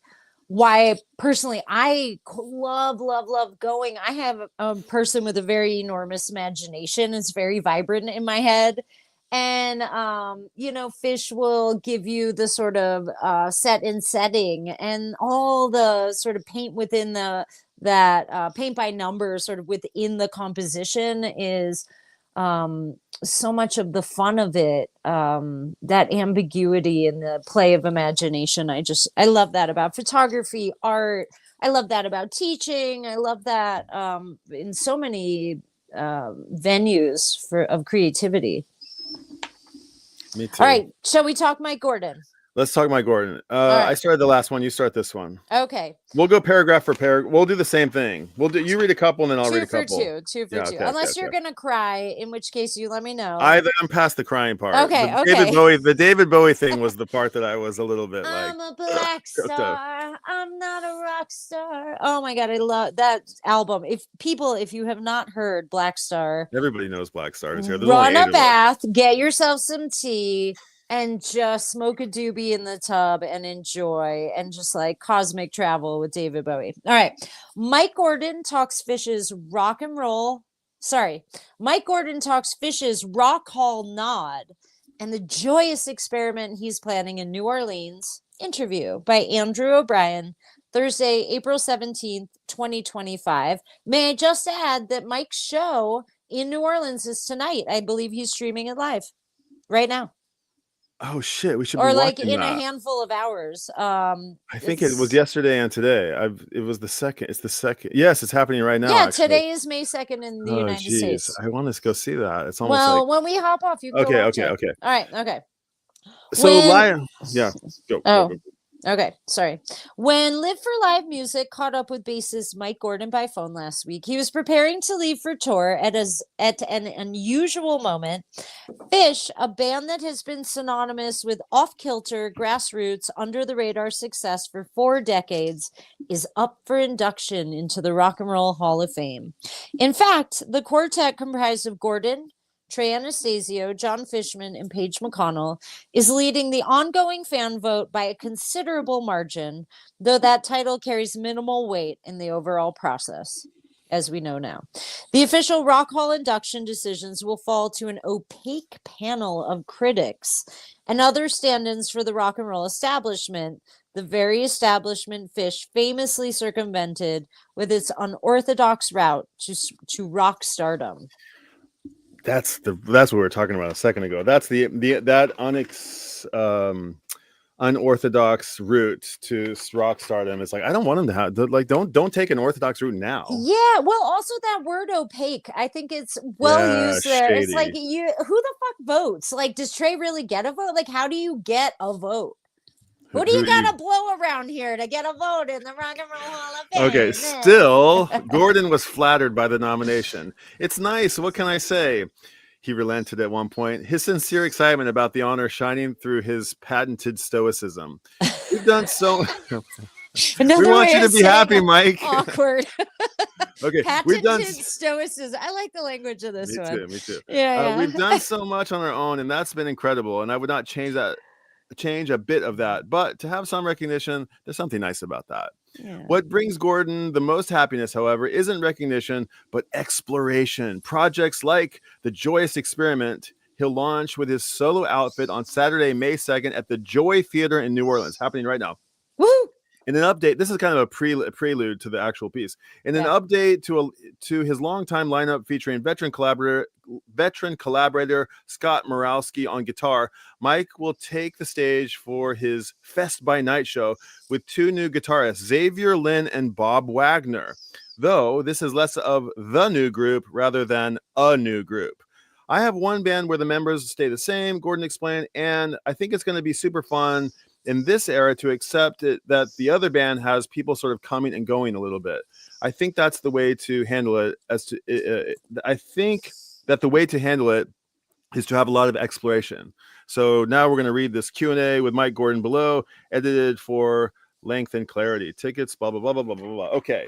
So I'll start. You can read a few questions for Mike, or read a few answers for Mike. Oh, I get to be Mike Gordon. You get to be Mike Gordon. Why don't you go like a while, because his answers are rather curt. So I'll read for the interviewer. Okay. And You there's are a nice for live music. There's kind of a cool. There's the poster for the show. It's May 2nd. It's today at the Joy Theater, and with I don't Karina know. Reichman. Okay, she's a fucking badass. She's a bass player. She's a bass player. She's got wonderful energy. She's like super joyous. She has this like, just very effervescent transparency in how she is, her playing. She's a badass. She plays with Marco Benevento, who you might recall, Brian, and like Joe Russo. Yeah, I love that photo. She's awesome. You should check her out if you haven't listened to her. Okay, sure. I just saw a picture of them posted. Okay, so Live for Live Music with Marco Benevento. I'm gonna call this Live for Live Music guy Andrew. I'm just gonna say this guy Andrew asked. Andrew, yes. Where are you now? Back in Vermont? Yep. And as Mike Gordon says. Mike Gordon says, "Yep, I'm just bopping around Vermont doing some last minute errands and things before going away on Wednesday for Phish tour." You've obviously prepped to go out on tour with Phish countless times, but never while Phish is an active nominee for induction into the Rock and Roll Hall of Fame. Mike Gordon laughs. Oh yeah. The fan vote stays open until April 21st, another few days. Phish is running away with it. You're like 50,000 votes ahead of the runner-up right now. Mike, I think Bad Company is the one that's second, right? Bad Company's coming up behind you, but there's a sizable gap. Ooh, insert joke? No, okay. But it's really the panel, whatever you call them, that vote. I think the fan vote just inspires them. Exactly. So I guess my question is, and I mean this in the most sincere, constructive way, knowing that your band has always operated outside the mainstream, do you care? It's a tricky answer because it's somewhere between yes and no on neither end. So, I mean, with a note of sudden resolution, it's nice. What can I say? Just because we all grew up listening to rock and roll in its different forms and to have some recognition, we've done so much on our own path and that's been incredible. And I would not change a bit of that. But then to be kind of recognized in some of these ways by the more, what's the word? Conventional? By society. There's something nice about that. There's a huge New Yorker piece that just came out that they worked on for 8 months. There's a handful of things like that. So it's nice, but it's nice as long as one keeps one's eye on the ball. So this little thing of the 8 months that it was this New Yorker piece was in the works. That was enlightening. I didn't know that. I had mentioned to you that, like, you did. I have not read this article yet, but go on. Well, I just thought it was interesting that the reason that I'm easy to scoff at these pieces is maybe that they put a couple of weeks in effort into them, where that New Yorker piece got 8 months of polishing. So that was, maybe we won't get another one of those for quite a while. Not in the New Yorker. I think they did their sort of bohemian foray into jam band music, right? Thank you, Amanda Petrusic. But I don't think we're going to see Phish in some mainstream thing. What did 4D Man said? He said for 3 hours we made the New Yorker hip, right? By reading Amanda's article. He likes to throw the New Yorker under the bus because he said that they kind of missed the opportunity to become new journalism. And a true story. And they are sort of like the Rock and Roll Hall of Fame in that they're establishment. And good point. This is how we feel about establishment shit, I'm sure. Yeah, but also we want the boys to be we're in like, the New Yorker. yeah. Fuck you, but come here a little closer. Yeah. Okay. All right. You want to be Mike Gordon? Sure. And I'll be live for my live Okay. music. Okay. All right. However, it turns out Phish running away with a fan vote when there are actual judges out there being like, why are they even in the running is the most Phish thing I can think of. That's what I want everybody to understand. Yeah. Like, that's the thing, that if you don't know anything about this band and you think the fans are like upset about the band being in or being not in the band, it's so funny that the hot dog's in the band and that the hot dog's in the hall, but the band isn't. Like, it tracks perfectly. It's the hot dog has been in the Hall of Fame for like 25 years. True, it's true. They took it out for a quick spin, but they brought it back. Okay, so that is the most, and the fact that they won the vote, even though we don't know this yet at the time of this writing. Yeah. The fact that they got the people's choice vote and didn't get in is the most also Phish thing I can think of. So anyway, Mike says, at least we can get a kick out of it. I mean, that was the other one. Like in Bittersweet Hotel, they're making Trey read like bad reviews on his articles, and he's saying here, it says here that the Phish fans are so devout that essentially the band could piss in their ears and the fans would delightfully lap it up. And then Trey says, yeah, so we get to piss in our fans' ears every night. Anyway, I'm going off, but I know that was off script. That was not part of the article, friends. No, but he says, okay, we can get a kick out of it. The Rock and Roll Hall of Fame and Rolling Stone magazine co-founder Jan Werner okay, wait. I don't think that Jan Werner ever liked anything about Phish, and eventually he had to cave and let us be on the cover of Rolling Stone, and then now he's not involved with the Hall of Fame anymore. All the more funniness about us getting this. So there's some funny business about that. And it's fun that like Jan Werner is like the gatekeeper of cool. And no matter how hard he tries, he can't escape. He can't keep Phish from infiltrating his little fort of perfect rock and roll stories. So anyways, that's cool. Keep going. Okay, Live for Live Music says, looking beyond Phish tour, you have what promises to be an interesting solo gig lined up at the Joy Theater in New Orleans during Jazz Fest on Saturday, May 2nd. Yeah, I'm really excited about it. It's one of the things I'm most excited about. All right, let me hand it back over to you. Live from Andrew says, same. I've been seeing your solo band for probably 10 years and it's always been the same lineup. So hearing you're shaking things up a little for this show definitely piqued my interest. I just want to say typo for the article. May 2nd is Friday, not Saturday. There was another one. I found another one as well. Keep going though. Okay. If Live for Live Music needs a bitch ass editor, I am available for hire. You heard that, Andrew. No, I'm a total bitch editor. I love it. All right. Mike Gordon says, I can shed some light on that. Scott Morawski and I have been friends and been doing musical things for 33 years together. With this band in 2009, we basically started it together. We just got together and started auditioning people and we started writing songs. It was really a together thing. And now he's just busy and he's got a lot on his plate and he just needs to have a couple less things in his life and less touring. Not that I tour that much, but it ends up being a lot once you put in rehearsals and logistics and travel and all the elements.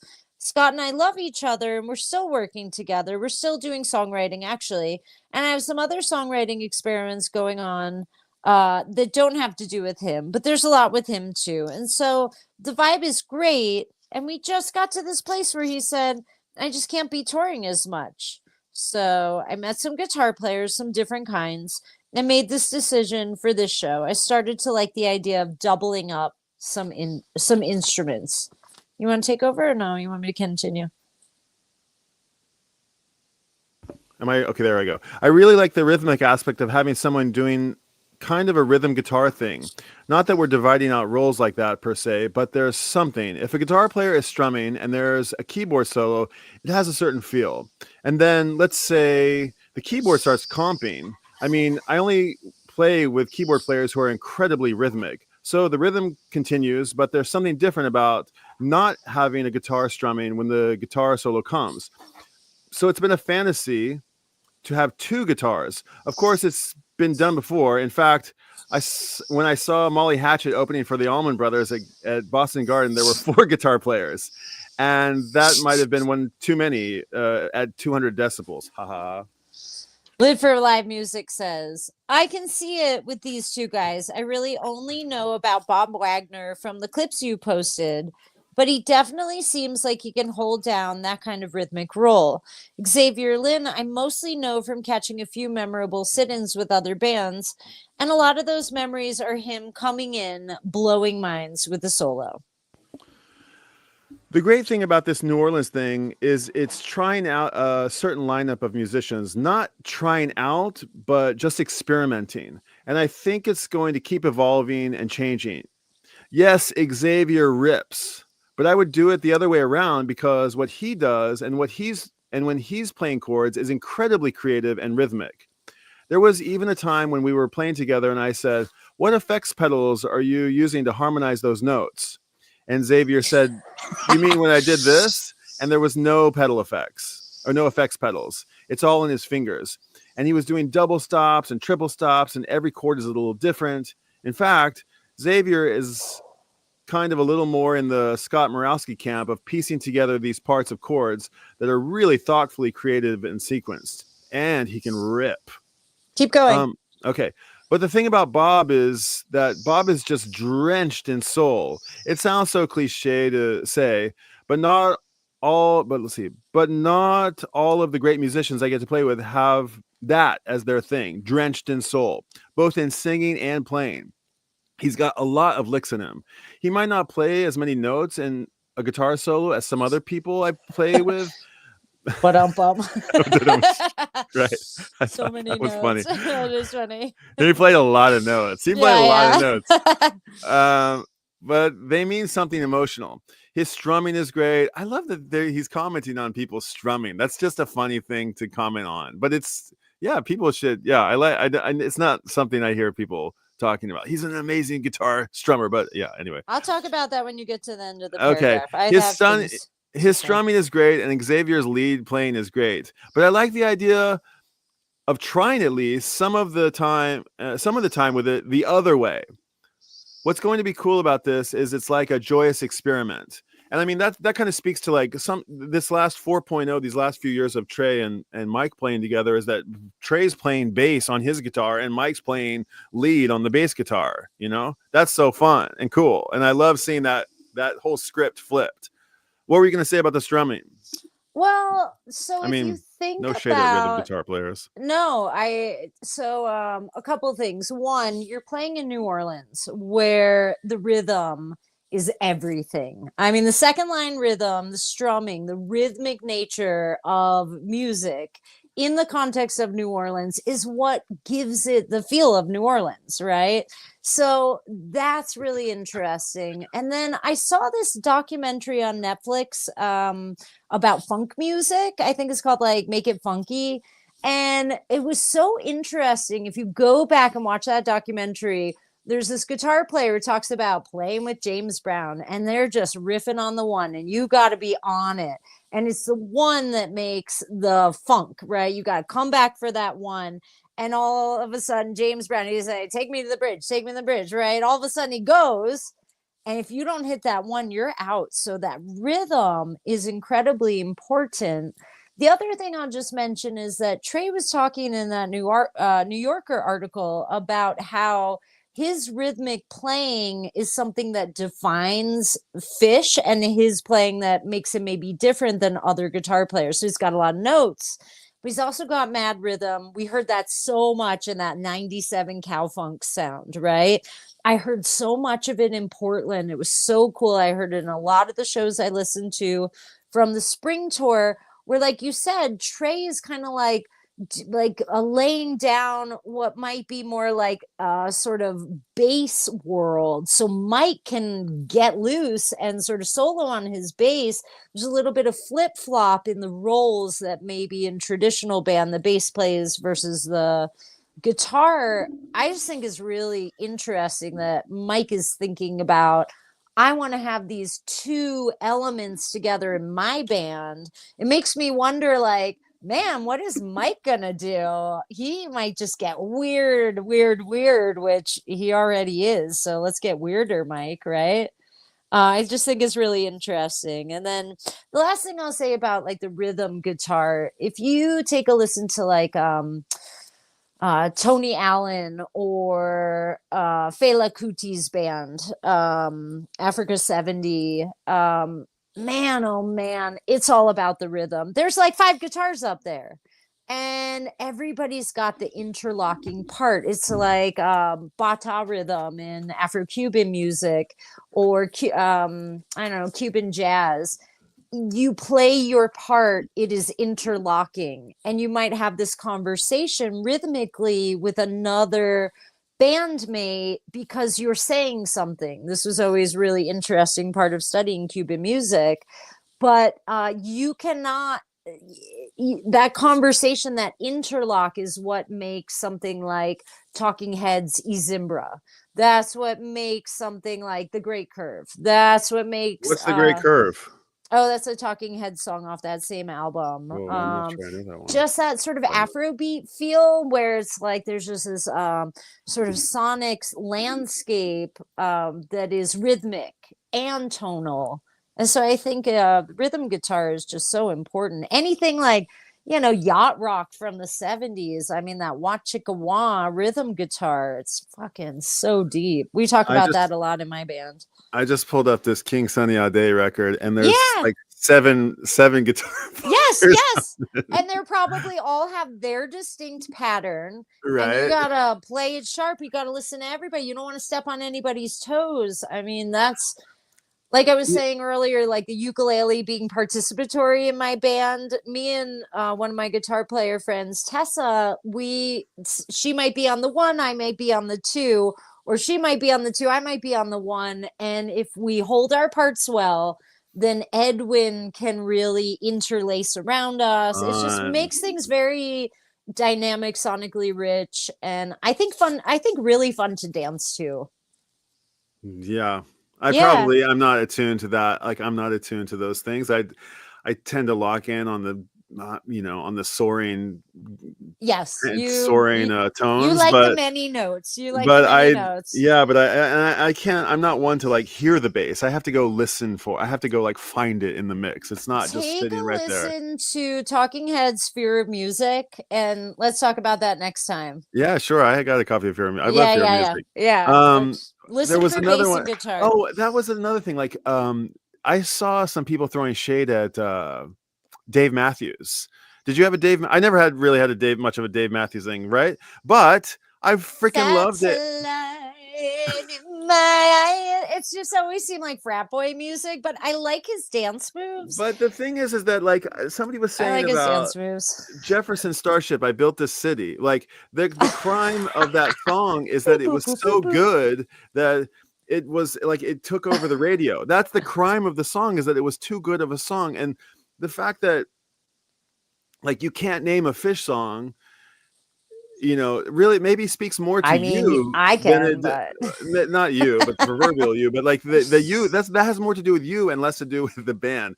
And like Dave Matthews, the fact that they're like, I don't know, that they appealed to a particular group of people. All music appeals to a particular group of people. Metal appeals to metal people. Yes. Hip hop appeals to hip hop. And I don't think you can discount, somebody just because they went to college or something, And I look at Dave Matthews, and even though I'm not a Dave Matthews fan, I almost want to always go fight for him. And I almost like want to become a fan of his. Well, it's like the underdog thing, right? Yeah, I liked and he was famously snubbed on I think he had the multiple times. Okay. Multiple times. I think 3 times it took him. I kind of need to get into Dave Matthews. Yes, and I'm tired of people being like, do you? They fucking suck. I'm like, no, they don't suck. I mean, there's because I'm tripping Billy's. I think doesn't he have the whole rhythm thing that you were just talking about? Yeah, he does, because doesn't he play like nobody else kind of plays? Doesn't he play rhythm? A mean guitar, right? And doesn't he have a voice like nobody else has? Right? So what is his crime exactly? What is Crimes his crime? Of the mind, Brian. Everything is fine. Crimes of the mind. I drink a little wine. Okay. Anyway. All right. Okay. Let me just say one thing about Dave Matthews. Mm-hmm. I come from Yorktown Heights, New York. And before Dave Matthews was moved by his family to South Africa, he too grew up in Yorktown Heights, New York. Another famous Oh, Yorktown now it's Heights person. conveniently from your hometown, right? I know. But here's the third: Dee Snider, Twisted Sister. Yeah, I'm I just gonna love it. say, like, props It's to from your hometown? Yorktown. That's what I hear. That's what I heard. Dude, Dee Snider talking to the congressional panel Oh, about come the fuck on. That that was is so the great. Yeah. coolest thing ever. He All just right. slays those guys so hard. It's so awesome. It's one of the coolest moments in rock and roll history. Yeah, they thought he was going to be like some Oh ding man, he dong, was so whatever. And he awesome. came and he was so I have articulate. so much respect for Yeah, him. yeah. Just All right. no matter what. Okay, keep going. We'll It's your talk turn, I about think. Yorktown Heights another day. Xavier plays with mono neon. That's your Okay. line. Do you know Mono Neo real quick? I don't. Check his shit out on Instagram. He is this ridiculous bass player and composer. And I'll leave it at that. You guys should go discover him yourself. Oh, All right. yeah, I've seen this guy before. He looks cool. Yeah, I've seen him before. He I don't is really so know it. He's like Bootsy interesting. Collins. Yeah, he has bootsy vibes, but modern. Okay, and then we also have John Cleary coming up, who I believe is a pianist. He's really interesting dude. I think he's played with Mike before. I've seen him once before. I was really impressed with him. John Cleary from Vermont. All right, Xavier plays with Mono Neon, and he also plays with John Cleary, who I love. And I cover one of his songs, but I just like everything else, everything he does. He's kind of from a different part of the music business, in that there's a lot of raging going on with those bands. But in terms of the freeform jamming, where we might make up a new chord progression or take a sudden right turn together, and we don't know what's going to be until we get there. I don't think he's as used to that, but that's one of the things that makes it especially exciting. And then Bob Wagner, one great thing about him is that he's in town here in Burlington. So we've just been getting together and singing and figuring out harmonies and jamming. I had been playing with him on and off in all kinds of different situations. He's toured with Cat Wright for a long time, but he also puts together these benefit shows. He's an incredible organizer. He'll get 40 great singers and players into the same room and raise $10,000 for Vermont farmers. He's a real bringer together. He just brings a lot to the table. He's been writing an album, and I heard it and I got goosebumps because there's such good material on there. And I think it might be his first solo album. And he's very kind and open and wonderful person to be around. Honestly, I wanted to double the keyboards too, because I've been playing with Dopapod keyboardist Eli Winderman and loving his contributions. He's been singing, and he's also very rhythmic and, bubbly keyboard playing that makes the groove propel. And he's got a really open, joyous attitude. And Robert Walter liked that idea of Eli. And Robert Walter liked that idea. Eli just wasn't available for this gig. We were thinking of doubling both keyboards and the guitars, or maybe another time we would do it and just use one guitar and two keyboards. So this is just all joyous stuff. And it's kind of like an ongoing experimental era where it just might change a little bit each time. I don't know. Maybe I'll do more with Scott. Generally, he kind of needs to stay home, but we're certainly doing other kinds of things. I think the moral of the story is I'll have one band where its members stay the same, and I think it's going to be super fun in this era to accept it that the other band has people coming and going a little bit. Coming and going a little bit. These, let's see, these different experiences of more people, less people, people doubling up, and I think that's the way to handle it, is to have a lot of exploration. Live for Live Music says, New Orleans during Jazz Fest feels like the perfect setting for experiments and collaboration. That's part of the DNA of the whole thing. Did you single out a late night during Jazz Fest as the right platform for trying this out? Let me stop there before Mike answers this question. You've been to have we been to Jazz Fest together? No, we have not. Well, I think we might have. Are you sure we haven't? I think I have a photo of us at Jazz Fest. No, we haven't been. You haven't been. Okay. We went like years and years in a row. We went 3 or 4 years. You went with Joe, maybe. I don't think I Maybe was there. Joe. Yes, You yes, yes, yes, yes. probably went to Phish Year to Jazz No, no, no, no, Fest. no. I didn't go that year. I would have liked to have. I've been to Jazz Fest maybe two, three, four times. I haven't been to New Orleans since 2013 or before. Oh, It's been a while. I will get back there at some point. It's a little emotional. we'll leave New Orleans there for a second. Yeah, Okay. yeah, yeah. Well, I Ah, mean, props to New Orleans. Just, life yeah. happens and you go where you go and you don't go where you don't go for times.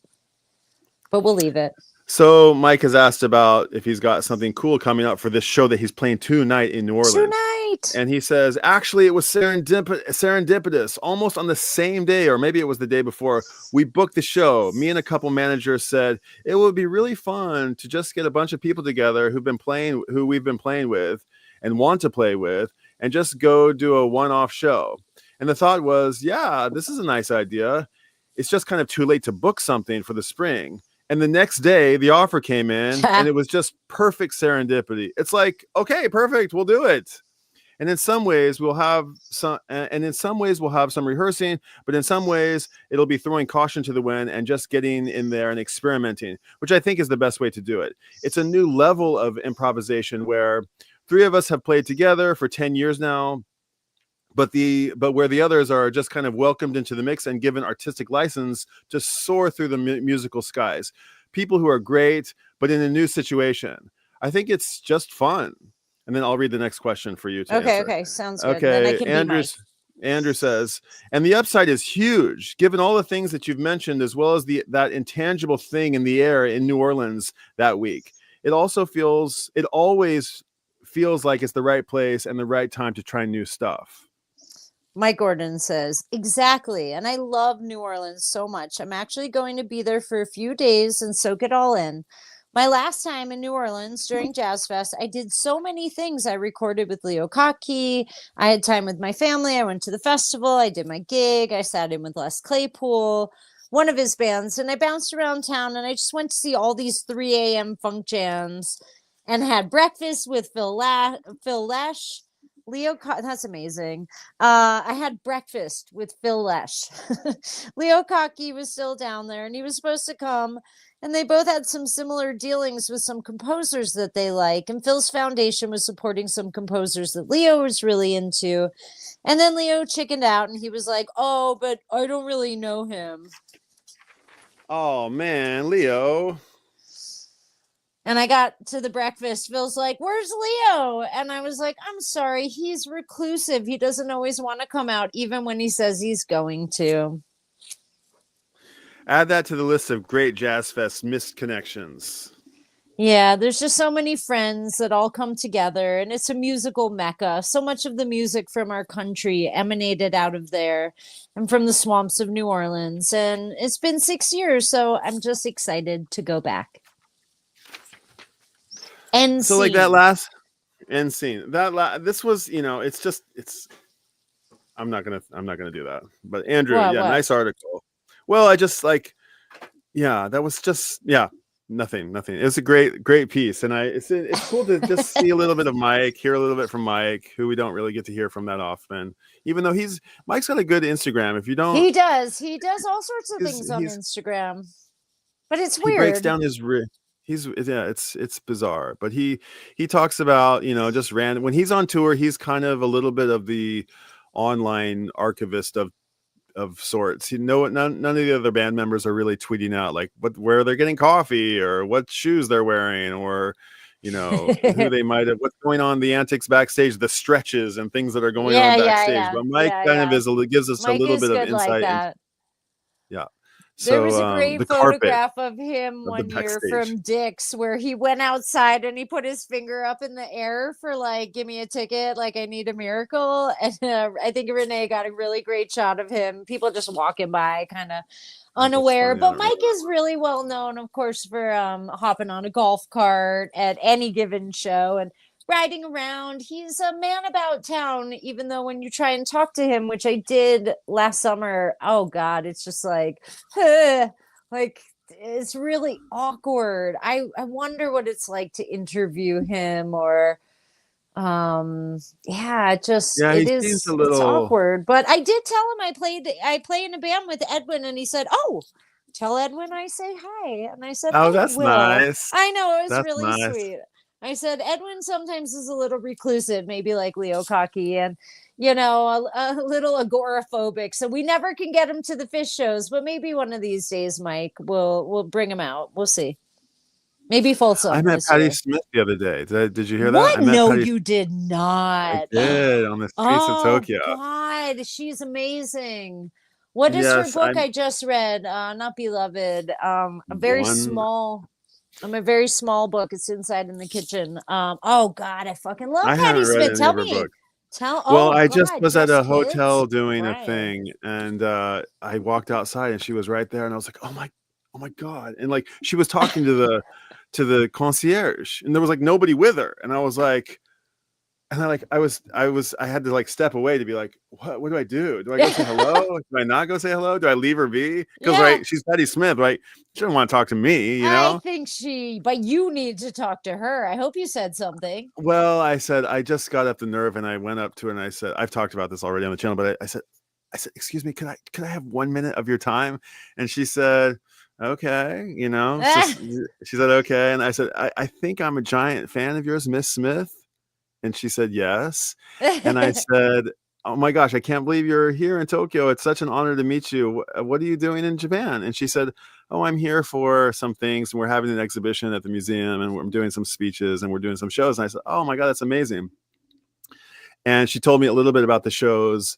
And I really didn't want to take any bit of her time. And I really was like, I want the selfie, but it's so uncool to do it. I'm not Yeah, going to do it. so uncool. And I Yeah. just was like, well, it's such a nice.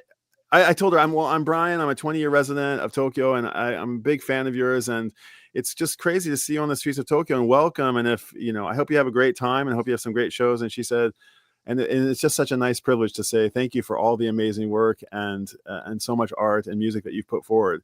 And it was just nice to say hello to you. And she said, well, we can all say hello to each other, Brian. And I was like, thank you. Okay, Yes, I bye. love And I like that. walked. I was like, oh my god, I just met Patti Smith, and I didn't put my foot in my mouth. Like it was You did all awesome. right. That I reminds did me of okay. your Lou Reed story. You got one of those. Because Lou Patty Reed. and Lou kind of go in I the same know, box right? for me. I know. Yeah. We'll tell that another day. We'll Yeah, tell that Lou. Yeah, another Lou. day. I know. But yeah, Very, very cool. She. with Hot I would. And I. Libby. Oh my God, remember that? Libby Fly. Yeah. Okay. Libby. How's Libby Libby Fly? Is she around? Fly. I have not seen Libby. her in a long, long time. Okay. Okay. No. All right. We've reached an hour and 51. I Now know. let's talk. I wonder if we should leave this and do another episode, because who's gonna watch to like over 2 hours? I could whatever you want. It's up I to don't know. you. It's up to you. It's up to you, really. I mean, we might Well, I just don't really be want to three drag the hour Hall of Fame podcast thing people. on. Yeah, but I mean, it is an appropriate number to go to. That's a thing that. Yeah, the 3 hour thing is a metric or a miles or Does a that make us landmark. like cool, awesome, or No, are we it doesn't like do we're anything. talking too much Maybe at we'll three get my hours? let's whoops what happened there? Oh, Maybe go let me get on. Michael. Let me see if I can get I'm Michael. gonzo. Anybody want to come up and talk about Phish? There's only 4 people watching, and I think two of them is us. Three just went to three. Oh shit. So They're like, there's I'm like out of one of here. us I is don't want to watching. get in there. That's okay. It's all Michael, about the I told replay Michael. value and how cute we are. Well, I'm gonna let you make the call. I'm happy to read it, or I'm happy to revisit it in a Let's week's fucking time. do it. Epic fail. Okay, Phish okay. didn't get into I'm the done Rock and talking Roll about the Hall Rock of and Roll Hall Fame. of Fame. What Yeah, the let's fuck? yeah. No, we're gonna read So this. Let's read it. so you hold on. Well, let's read it. Let's read it. Okay, we'll Okay. read it. You start. All right. We have a subtitle on my copy: Epic PH Fail.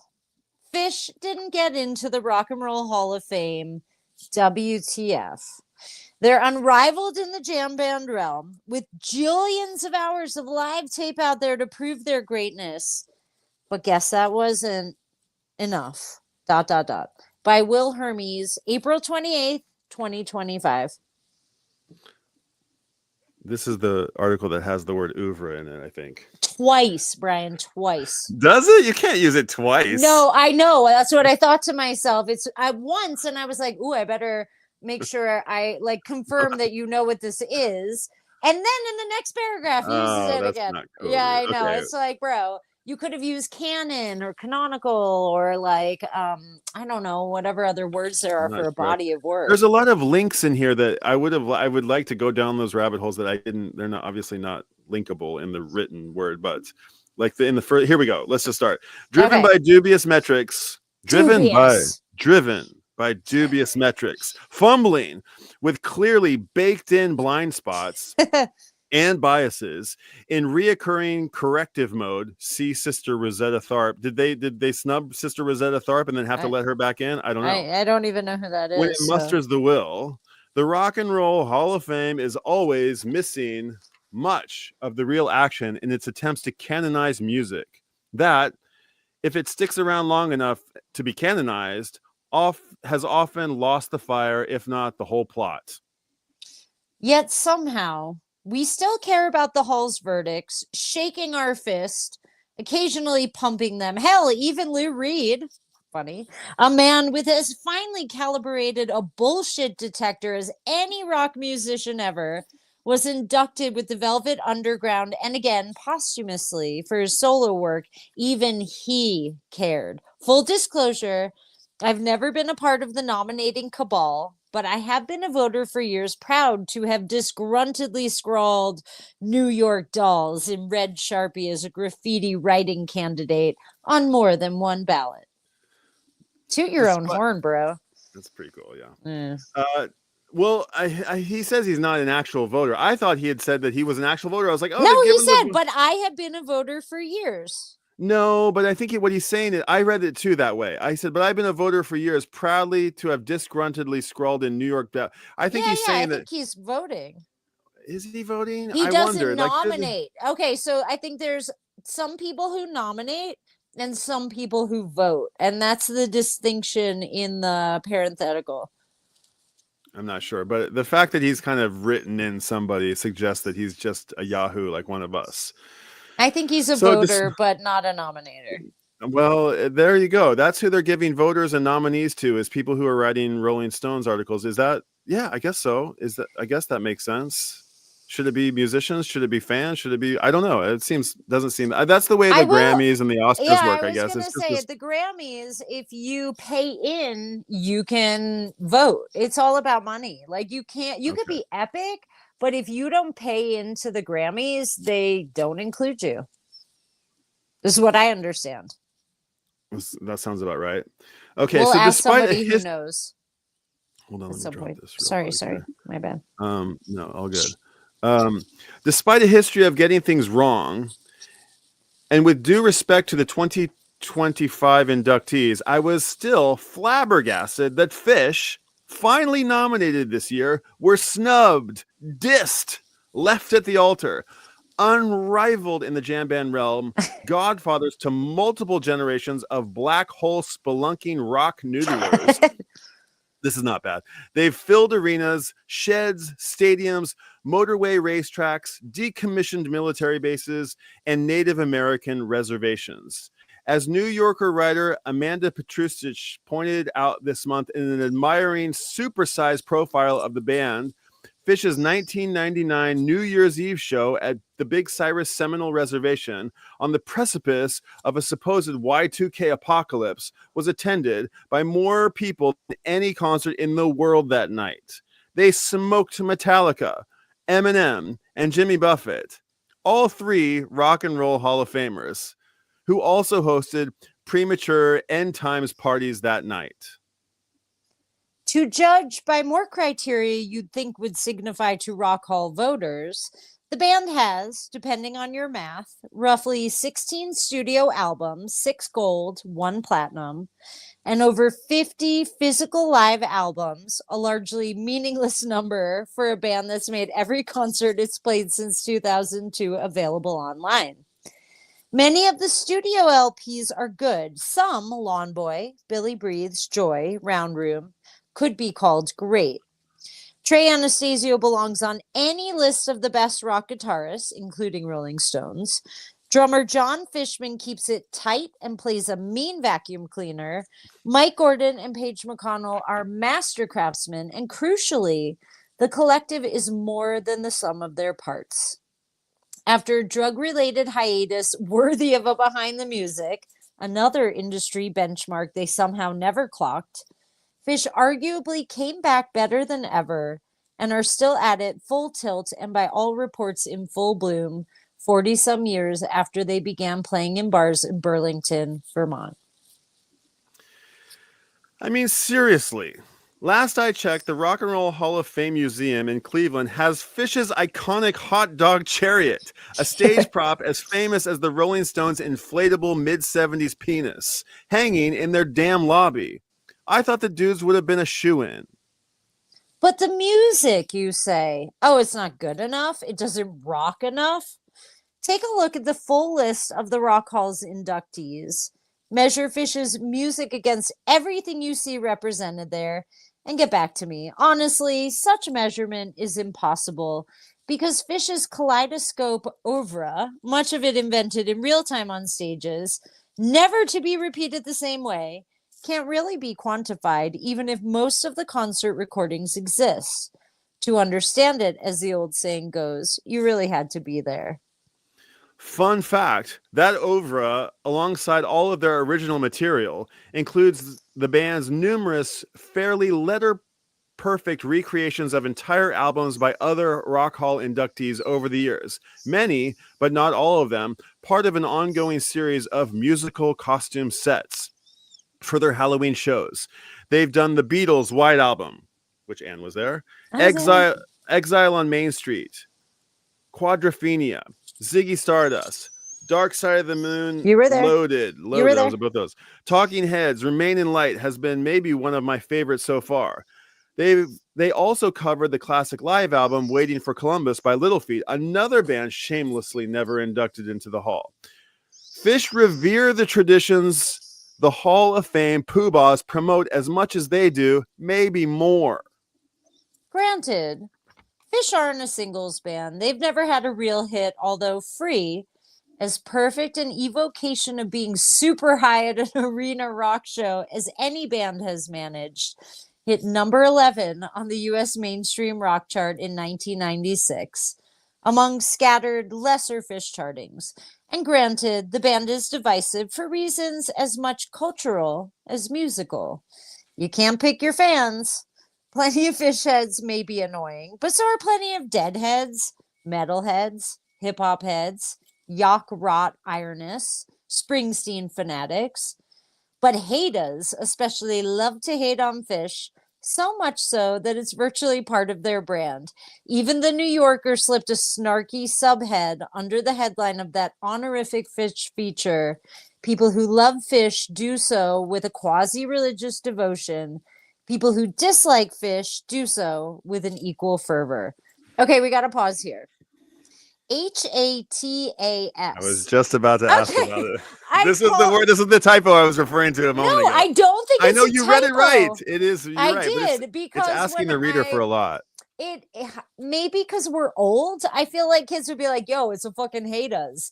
I had to like read through and then get the context because he said hate in like at the end of the sentence in the next phrasing, but I was like, "Hatas? Who are the hatas? Who are the hatas? I was like, I don't know what that means. I figured it out. That's a fun thing about reading. You like sometimes you got to reread. Context is everything. There are always clues. Like keep struggling, friends. Keep struggling if you're a struggling reader.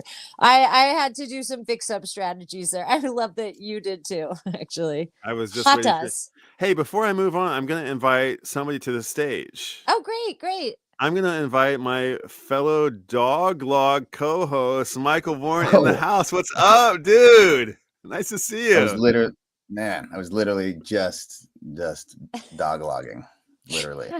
Oh, you were literally, you were actual dog logging. You were literally dog logging. You were doing the literal. So dog log has it's triple entendre, right? It's the dog log. It's a dog and a log. It's the dog log, and it's the dog log. And Michael, you were walking the dog, and you were Oh, okay, okay. He was Picked up actually picked up a few, scooped a few logs. Yeah, okay. I was like, is this like when you take your dog for a walk and it takes a big dumper and you got to deal with that? Yeah, it's a dog log. Yeah, The they're dog kind of log. smaller dogs. Oh, okay. Yeah, well, we have like a new puppy and like took it to the park just now, like Cute. first time ever. Oh, you got two. Like, first you time got ever, two. it goes down on the grass and it's like, Is this okay? where am I? Can we see the puppy? Where's the puppy? Oh, he's like down. All asleep. right. If he comes to sniffing. Have you two met before, by the way? No, just via your stories. Okay, so this is so cool. This is a great meeting, right? Of two hardcore. Oh, cutie. That's the new guy. That's the new guy. Louis. Cute. Play it, Louis. Oh, here we go. This is from I was on a call the other day and like dogs were going crazy and I ended up like being on camera, just like double. Oh, they're so fisting. We got Louis. He's the new. We got the new guy Louis, and then we got the old guy Leo. Leo and Louis, besties from here on out. Oh, speaking of Louis and Leo, we've got Marmar on tour this last tour. The Trey, like we are so crazy into Phish fandom. I mean, Trey's tone became the talk of tour. Talk of tour, yeah. Trey busted out his guitar from 1.0 from early Phish, the Blondie, aka Marmar. Trey famously had this dog that's featured on, was it Billy Breeze? And it's his dog Marley that was sort of like a backstage character that if you're in the know, you're kind of in the know about it. And there's a beautiful inlay, like an ocelot or like a tiger, on the headstock of Trey's 1.0 guitar of his dog, Marmar. Right. Last played in 1996. So that's 29 years since we have heard this guitar on tour. Wow. Yeah, well, I know he played it for fairly well. Did he? Oh, wow. And there was like people were passing around like a Tom Marshall post, I think from 2015. Like, oh, looks like we might be seeing this guitar again. But I don't know if he might never have used it with Phish after that. He mentions using it in a guitar rig breakdown or something where he says it's like it's in the back, it's on the bus. It gets played all the time. He does mention that at some point. But anyway, for those, like, that's how attuned we are to the band. If the band changes instruments, we know how many Paul Languedoc guitars Trey has essentially, and each era of Phish is associated with a slightly different guitar and a slightly different pickup configuration and a slightly different. But nobody talks about like Fishman changing his drum set. Like he went to that like purple kind of psychedelic swirl thing for a year or two, and now he's back to like that black kit. Nobody talks about it. Page changes his rig. Nobody really. I feel like it's all eyes on Trey when it comes to gear, kind of. Yeah, maybe so, maybe not. I think people love the rig rundowns. I think any rig rundown that Phish Inc. shares with all of us, we're just like, we eat it all up. And I do think Paige had done a rig rundown, maybe at Shoreline or something like that, 2021. I could be mistaken. Okay, I was thinking like I remember the one from like 10 plus years ago. And was like, the last time we've gotten to talk to Paige. I don't know. Paige has some really cool shit these days. I'm worried. I'm wondering if I should interrupt you two, or if I should just let it go and see how far it will possibly go. Geeks be geeking. We're never gonna finish this article. It's great. Oh, maybe there is. Oh, there was a page. There was a page. There was a page. Okay. I maybe don't during know the if New we've Year's, like gotten during set break, a they showed them rig rundown though. We haven't had a Fishman one for a while. All right. I mean, we're just like, you're at the shows. We're always like just on couch tour. I am at the shows. I'm obsessed. I'm just like, give me more. It's like a fucking crackhead over here. Yes. There's better things. There's worse things to, there's worse things to be obsessed with.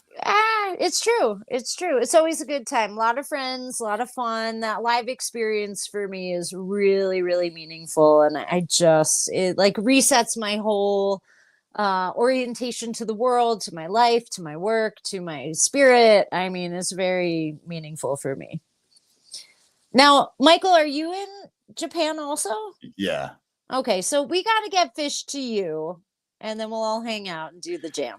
I mean, I would love Should that. we disclose our plans, Michael? Is this the Yes. time? Are you coming to Colorado? Are you staying with No. me? What No. the fuck? Let's hear it. Not Let's those- hear it. not- no, What are we we have kind doing, of secret. boys? No, I feel like it's still top secret. Oh, Okay. fuckers. Okay. No, we have. If we can somehow talk to someone, we feel like we know enough people that we could present a version of how Phish could do a festival in Japan. Oh, It's well. the idea. You should tell them the name. You should just drop the name. Oh, shit. The meat or, stick. or maybe not. I That's guess a this shot. would be like you could point to this video, like, oh, we said it first. Okay, let's hear it. Say it Someone else first, speaks it. boys. Go Well, I ahead. mean, the Clifford ball. You had Magnum ball. There was A lot of the balls. Cancel, A lot of balls. the cancel curve ball. So I mean, it seems like low hanging fruit, but we need the rice ball. The rice Oh. ball. Oh, what do you call it? Yakitori. You need a tori. Close. Like, yeah, Right, like an onigiri. Yeah, Onigiri. onigiri. Or Yeah, I don't we need a speak rice- we need Japanese. a rice ball. Yeah, The you need taco fucking ball. rice I balls. proposed the taco ball, but Michael. It was I think, won with the interesting. rice Who ball. was Taco is talking about- octopus, my favorite. I love a yakotaki taco. Oh yeah, balls. takoyaki, Takoyaki. man, yeah, really good. Oh, come on. Like just burn. If it doesn't burn the roof of your mouth, it doesn't count. It's so It has- true. It has to be Somebody like- it has to be proposed. like Somebody flaming get us a hot. conversation going with the Phish Inc. people. We want to make the rice ball come to life. I suppose we weren't supposed to disclose it, but that's the plan. We're Well- ready to pull the rice ball together, and we've got. If my friend Reiko is watching, who lives in Japan, major Phish fan, maybe she could talk to some of her people. She's up north, and Michael's got Yeah, a yeah. big thing up north. Oh, where is she? She's in Hokkaido. Oh, cool. It's nice to know Yeah. there's fans up there. Oh, Yeah. a bunch of them. I got a bunch of Partying with the fans, yeah. Japanese fans is like, oh, heart open. They're so sweet, and we always have the best time. My crew rolls with the Japanese crew. So just saying, you guys are Yeah. welcome to join. Man, that would be great. I do have some friends. Yeah, I got some friends up north too that went to all the nights of Fuji Rock was at 99, and then went to a bunch of the shows in 2000. And everybody's like, man, hope they come back someday. We can only I've hope. seen- was it in? Maybe it was just like on the Discord server. Just recently, I feel like I heard people, or it was on Reddit, or I don't know where it was. Did you guys remember hearing anybody recently discuss the festivals? And I was just seeing the numbers and the infrastructure, thinking about Clifford Ball or something versus Mondegreen, and just the difference in scale, or it's just I'm thinking about Japan, and you need infrastructure to get X number of people into. Big Cypress was 80,000 people. Run. Great Went and Clifford Right. Ball were both 70, 80,000 people, and Mondegreen was 30,000 people. 38, I think. Yeah. And way more accessible. So me and Brian were like, man, in Japan, if you wanted to go to the middle of nowhere, okay, what's the middle of nowhere? But then you need the infrastructure for tens of thousands of people. And we were brainstorming what our dream Japan festival would look like. All right. Well, And it would be called the Rice Ball. keep dreaming. Keep on dreaming. Nice. Don't give Yeah. up hope. You know what they say. I'm not giving up. Well, Michael, we're in the middle of this piece, and let's keep going with it. Hang out here, and then we can All right, come. I'll hang out. Yeah, Yeah. when we stop reading to do our blah de blah, or interrupt as we read. We're nearly done. There's a page and a half left. Oh my God, there's a James Joyce reference here in just a little bit. No, stop. There is. there? Yeah, there is. Wait, what Hold is on, this keep going. is- Hold on. Let's keep going. Okay. Okay. This is Mike Gordon. No, we've finished Mike Gordon. We're on the Okay. Rolling Stones. They got the ultimate snub. We the got deadhead. about 2 and a little bit. We've got So 2 pages to go. This guy who's written this article, he's talking about Phish getting snubbed. I thought they were a shoo-in. I'm not a giant fan of Phish, but certainly they deserve to be in. They won the fan vote. He's kind of fighting for us. He's a bit of a veteran dude, Rolling Stone, and he says here, full disclosure, number 2, I wouldn't call myself a Phish fan. Not really, at least not in the way I'd call myself a deadhead. Certainly, Phish songs make me smile. Certain Grateful Dead songs make me weep. It's partly a generational thing, but also an apples and oranges thing. For all of the lazy and the number of valid comparisons between the bands, they do different things. The Dead zero in on eternal verities. Help me out there, Anne. What's that word? Truths. Truths. Veritas. In Veritas. Yeah. vino as veritas. But how do you say this verities. particular verities? Verities. Cosmic consciousness, storytelling archetypes. Their jams are scuba dives in warming oceans that wash you up on shore with a sense of wonder. As I see it, Phish dig the absurd, grok human folly, love to wow and wig out their congregation. Their shows are amusement park rides, roller coaster carts chugging past funhouse mirrors and over tilting floors, dropping through trapdoors, dumping you into the parking lot minus one earring and maybe your car keys. Consider that the Dead's premier jam journey is titled Dark Star, while Phish's is called Tweezer. Do you think that's a fair characterization? Like scuba dives, warming oceans for the Dead, eternal verities, cosmic consciousness versus roller coasters and fun house mirrors. Do you think that's good? Okay. Yeah. I think there's a bit of both in each. There's probably less of the tweezerness in the Dead, but there's plenty of eternal verities and cosmic consciousness storytelling archetypes in Phish. No, I wonder. Maybe not. Okay, I'm on my I don't know a ton of Dead. But like, is like equating Dark Star and Tweezer, or is it like is it not worth being like, oh yeah, this song is like this? No, it's a fair enough comparison. I would say it's pretty good comparison. I mean, it's not a 1-for-1 comparison. It's apples and oranges, but it is kind of like Tweezer is a. Yeah, but Tweezer never. Well, forget Tweezer. Just pick any song for 20 years and then came back out again to play. You know. I mean, it might as well have. It could have been that song. They just didn't retire it. But I mean, we would all covet a Dark Star. We would all covet a Tweezer. In fact, anyway, we're rambling here. Let's keep going. Let's keep going so we can get to this end of this and chatter a bit more about it. All right. You read. Yes. Yes. There's an overlap between these generalizations, to your point.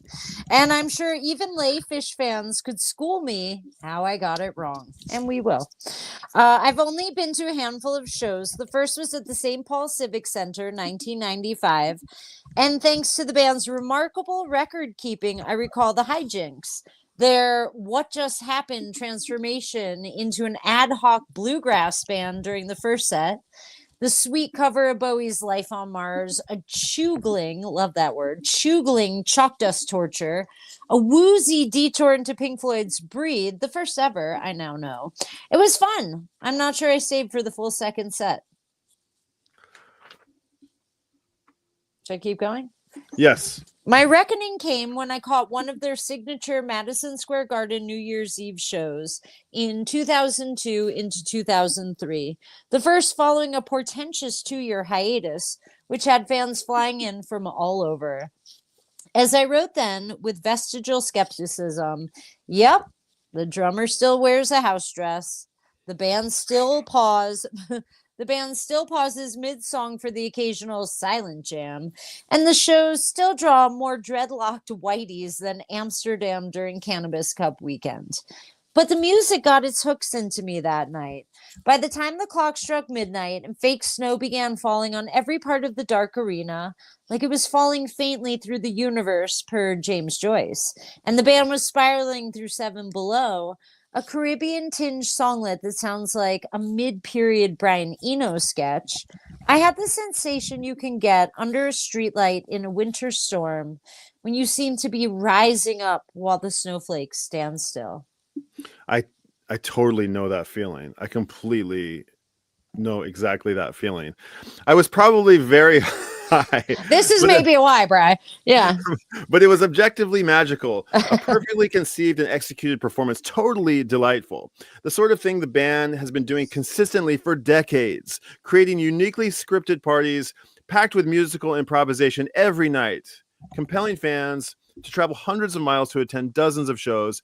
And spurring even folks with no natural grace to dance their asses off. This is what truly makes Phish great. Not just songs or albums or concert recordings, but memorable lived experiences. the shows, the community. Plenty of great artists cultivate this sort of culture. See Taylor Swift and Tyler, the Creator. The Grateful Dead blueprinted it. And it's worth noting that when the surviving members did their 50th anniversary farewell shows in 2015, Trey Anastasio was the Jerry Garcia stand-in. I thought he acquitted himself beautifully, singing and playing the songs reverently, but not slavishly, as much a fan of the band as anyone in the audience. As one pundit put it, after the announcement of Phish's Rock and Roll Hall nomination, the band itself is a damn rock hall. And like countless other great uninducted acts, they'll continue building their own every night they play, and fans will vote them in again and again and again. Boom. The end. Mic End drop. scene.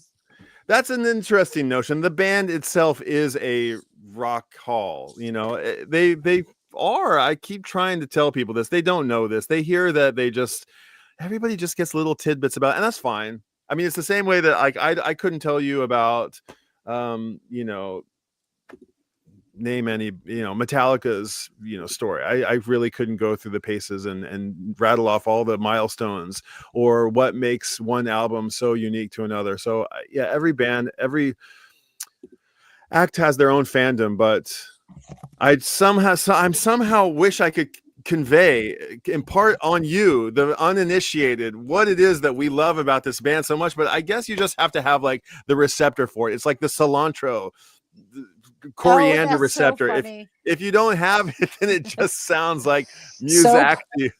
It just sounds like soap. I don't have like that soap. receptor. I will just say this: the fan base created an online, well, Zizix, this one fan created this app where, and I can't imagine any other fan base that would do this. You can disaggregate your show data 20 different ways. The obsessiveness of what is a rock hall, Phish has created that. The community has created that. The band is a part of that. They play, we geek. Somewhere in the middle is this, I don't know, like holding container for all the nerdiness that is what makes them so great. And if the Rock Hall can't see it, then they just, thank God, they should drop some acid and come to a show maybe or something. Don't encourage that. Really? Are you sure? I haven't seen. These opinions do not reflect the entire. Sorry, we're on 2 hours and 21 minutes in. I think it's no. I'd say it, freely too. I mean, but that's just me. That's go my get recipe go. No. I'm joking. Good old time. I'm joking. I'm totally joking. I totally encourage. Do whatever it takes. Yeah, do what you want. There's a space for everybody there. I think you put it true. really eloquently on the last time we got together. Yeah. That. Thank Like it's there's no judgment. There's a space for everybody, and everybody's welcome. And now they're at this place in their career where all of the hard work and all of the frantic madness and all of the, you know, course correcting has all sort of come into this singular road that's like great. It's everything's smooth, the water's fantastic, everything is going like I better not jinx it, you know. It's like it's so great. And somebody had said, you know, that Phish sounds like, you know, the newest Phish stuff is, you know, is unrivaled. I mean, the old Phish hasn't got nothing on new Phish, and I know that's the three of us are in agreement on that mostly. Okay, fine, we love. Okay, Andrea's rolling her eyes. There's nothing wrong with like an off the rails, super hot, like, you know, scalding hot chalk dust from 1.0, but. And which I okay, maybe fine. I want to take that over a 4.0 chalk dust, but I don't get the song you just sang. No, I would say keep the on the David Bowie from 1.0. Like we're waiting for. Well, we get it sometimes, and I don't know. We're still waiting. I don't know. If I need that. I need. That's fair. I don't know. Spring Tour hinted at it. Did you guys listen to the Spring Tour? That there was a David Bowie that was played that had. Maybe like 2-minute intro. God, they're teasing it. They're playing around it. It's fine. It's fine. Listen, you get what you get. and you don't throw a fit. And if you're throwing a fit, don't fucking go. Yeah. Michael was on the whole couch tour. I flaked like a loser and only caught a handful of sets. I did well. I had to go catch up. I just was busy. It's hard. Like we get shows here at 9 in the morning, 11 in the morning. No, these shows were starting at like 11. Oh, because like West Coast. Right. What did you think about the Portland show, Michael? I'm curious. That was the only one I was at in person. Oh man, I mean the whole tour was awesome. I remember, I think Brian mentioned that you were there and that you were with like a friend who hadn't been to a show for forever. Yeah.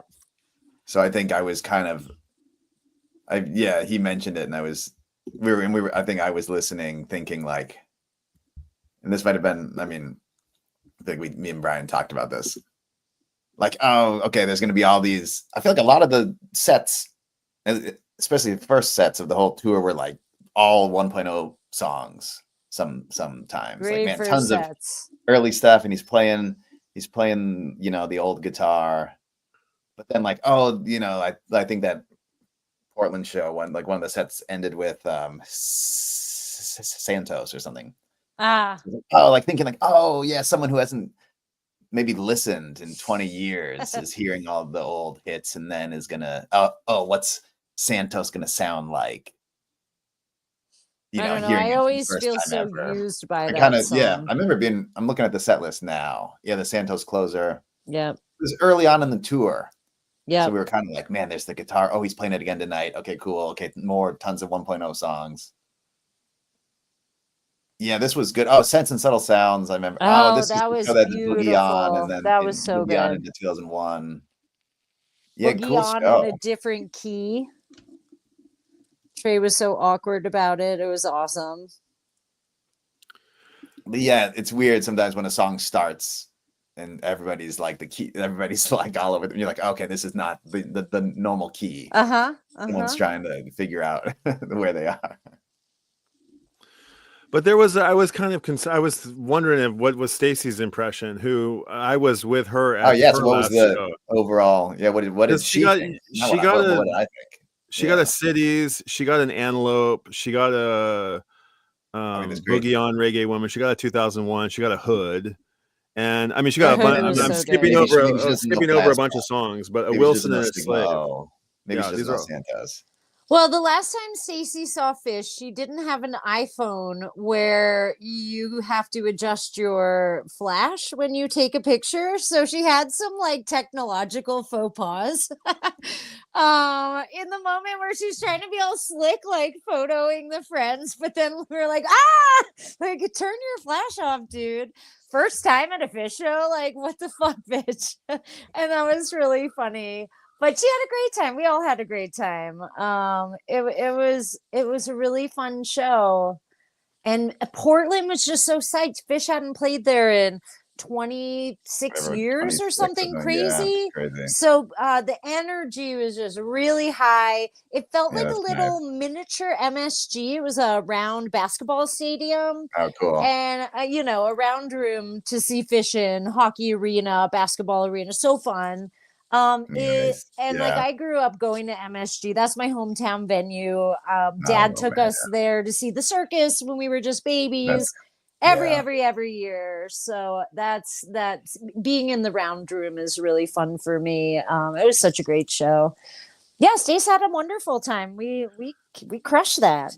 So Michael, Andrea and I go back and we saw, I don't know how many or if there's even that many shows that we saw together, but we were seeing certainly lots of shows, and like we're from the same, we're a couple years, a year, I think barely a year apart. But Michael, for your information, Anne, is a clearly 2.0 Phish fan, kind of a rare, or somewhat of a rare breed. Why would that be? Clearly? Because he got into the band like during the hiatus. Complexion. Just look at me. Every time I'll tell you why it's clearly because every time somebody mentions the word round room, his ears go up. And you said round room about 3 times, and he just that. I'm glad I did. I probably did say I'm glad I didn't mention my feelings about that when we were reading the article, because I was going to poo-poo that. You'll notice my bottle caps are round. Yeah, my headphone case is round. My cup is round. I like the song. Okay. Well, he says here or Undermined or whatever. Will Hermes. He says many of their studio LPs are good. Some Lawn Boy, Billy Breeze, my favorite. Joy, Round Room, Andrea Riff is not included on here. I know. Could be called great. Yeah. Well, it's fine. It's fine. Lawn Boy, interestingly, Joy, he puts on could be called great. It's interesting to find out what people find to be. Great. I'll say this. I obsessively listened to Joy in 2009 after the Red Rocks run, when I was like, oh my God, I think I could be an obsessive Phish fan again. But if I compare that album to so many others, I would not put it on great. I would put it on Joy. Oh, Joy. But it meant a lot in the time I was listening to it for personal reasons, not for musical reasons. I mean, I'm a submarine. You know what I mean? A submarine. Yeah, the submarine. What's that? I know the lyric. I forgot which one it is. You've done really good, Anne. Sprinkling in a maybe so, maybe not, and the dream keep the home in the keep on dream, and you've had about 8 of them. So I'm really impressed. My head is full with text. Mine is not. And Michael is kind of the keeper of the stats. He knows he knows a lot of this stuff. I just am kind of my slate gets filled and then it gets cleared and then it gets filled again and it's clear. I never quite retain it. No, but that was fun. Files of words. Good for you.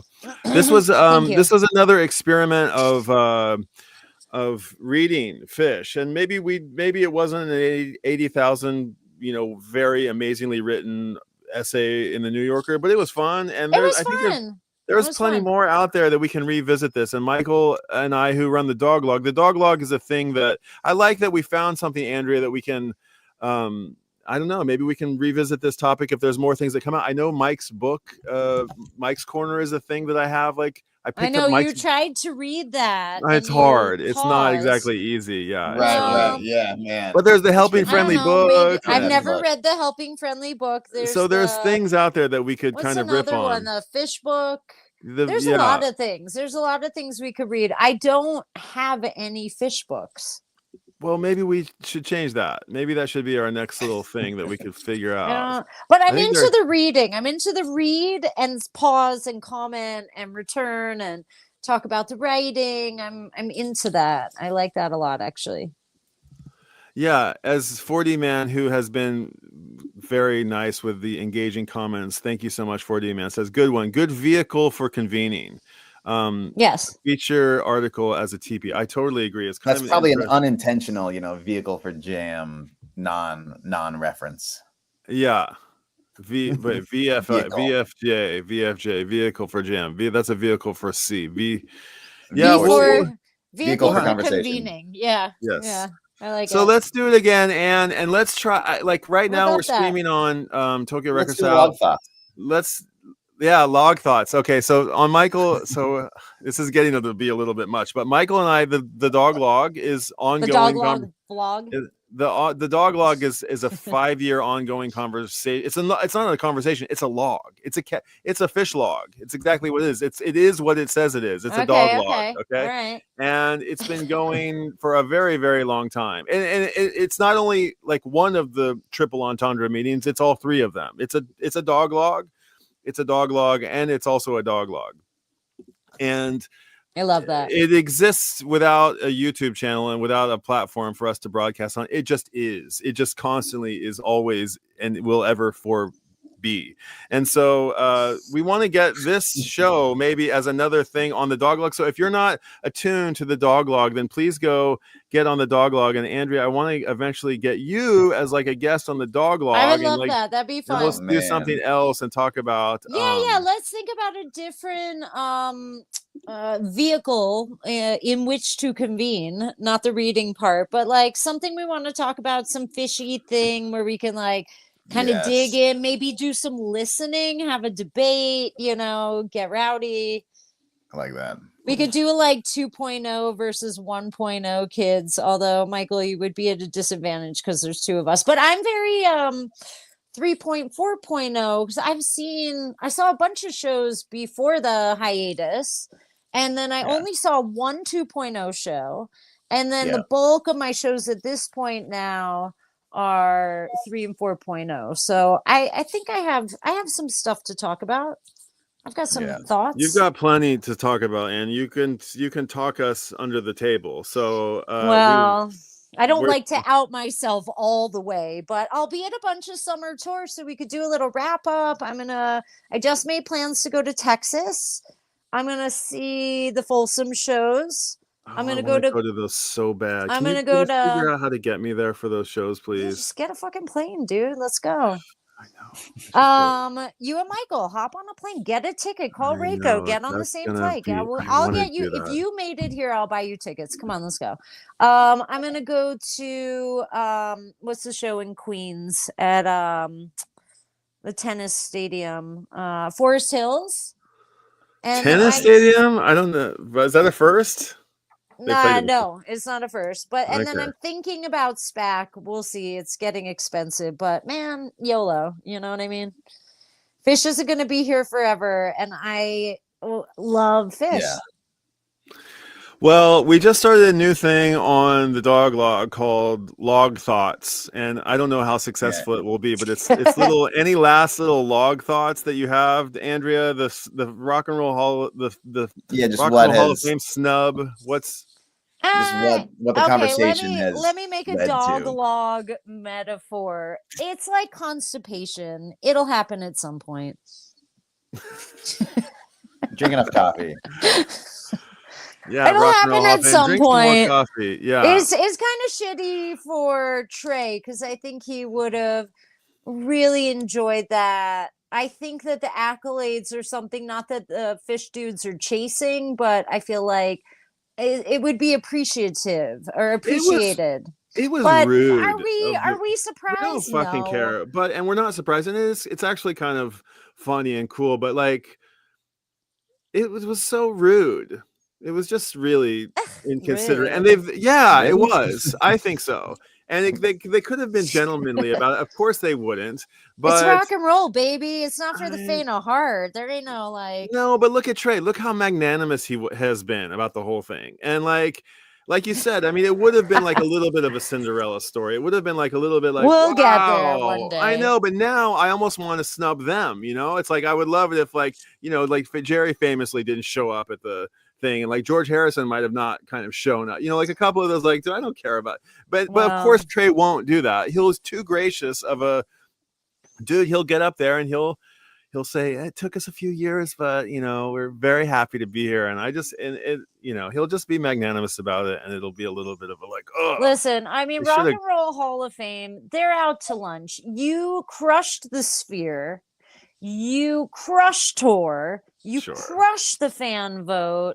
Good you point. are what was so Chubby awesome. Checker's last big hurrah? I think I saw Chubby Checker in like 1983 at Yankee Stadium or something. I don't know. Awesome. I mean, listen, without the twist, there's maybe not rock and roll. I don't know. As much as I love Chubby Checker, every other song is a variation on the twist. Yeah, which is what you could say about the Phish jams.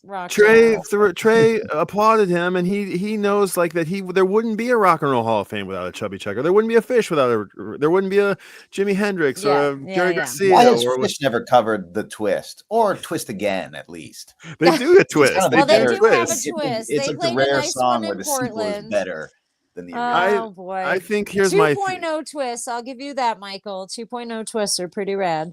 Here's my thought about my log thought is that I think that the biggest takeaway from reading this was it's like, what's the takeaway of the conversation? That's what the log. I like it. Let's log it. The black. So Michael gave me my copy of Black Star. He said he found it for it was like $30 or something. He found it on the cheap, and he was like, I couldn't leave it in the wild. I just had to get it. And if you already have a copy, if you don't have a copy, section at the record store. And oh my god! I had an experience there's a copy of Black Star in here this year that had I went through Bowie's entire discography. His we did, entire discography. I jumped on a little bit and did a little bit of. It was incredible. 90s, and 2000s albums. The fact that Trey is saying that, look, I don't want to be a nostalgic act. I want to be evolving the name of the most recent Phish record until the very day I'm no longer here. And he talks about, like, God forbid, like, Fishman dies before I do, because, or, you know, I don't want to live another day without being with a different drummer. And so I think so long as these boys eat their fucking vegetables, boys, keep eating those kale chips, Trey, and you know, walking the dog and whatever you need to do to stay healthy. So, but as long as that happens, I think we got a bunch more Phish appreciation to be had ahead of us. And the Rock and Roll Hall of Fame, whether it comes or it doesn't, I don't care, so long as I've got, you know, the rest of as much life as I can to appreciate more Phish. Love it. Okay, well, thanks. Wait, for does being Michael here. get a log? Oh, yeah, go for it. We go around. Do we all get thoughts? You're on the I can go street, next, or you can go next. No, I went already. My log was, I forgot what it was, but you go, Michael. Oh, I did a constipation metaphor. It'll happen eventually. Yeah, that's a great. Great log thought. Brian knows I could care less about the. He does. He talks a lot of shit about it, and I'm okay. Sentimental. And the rock hall. Anyway, the hall, but the hall. Man, just the bits of the conversation that I heard, I really. Andrea, did you say you're like, oh, something about reading and rereading and context is everything? Oh yeah, for the hotas, the haters. Well, context is everything, and yeah, me and Brian have talked about how and this conversation was another reminder about the more hundreds of shows that you listen to, you get closer to this next level of appreciating it, where you're like, I don't care what I like or what my sensibilities are, and I don't even care what songs they play, because any song can lead to a great jam. And it's almost like the divisive shows create better conversation afterwards. And it's like the more you like let go about like what it's supposed to be, or who's supposed to like Phish, or who's supposed to you know, give them credit and put them in the Rock and Roll Hall of Fame, the less you care about those things, the more you are enjoying the experience. I could care less if we missed a change, man. It's all about energy. It's all about energy. Is that what Brad said? Brad's a fucking tool. You love a bittersweet motel reference, Brian. I was going to quote. I'm like pumping iron. I'm like, it's like every time I'm on stage playing a solo, it's like I'm like pumping iron. Oh my God. Dial it back, bro. I mean, I guess you're just getting started with your day. I'm wrapping it up. That's true. We're heading into what is the line weekend from Haley's Comet? When they put it on me, I reject it. I reject it. Yeah. So that's kind of like, there we are. There we are. Boom. Chick. Pop up. Zoom boop. Yeah, exactly. Speaking of, Haley's got his proper jam out this spring tour. I think it got like a nice, maybe like 14 minutes, something like that. I don't know. Do you remember your first Haley's? I mean, everybody talks about Dead and their songwriting and Phish and the goofiness, but I mean, we talk about like serious songwriting. Mike Gordon has said, boom, chick, bop, bop, ba-choom, bop. I mean, I feel like that speaks for itself.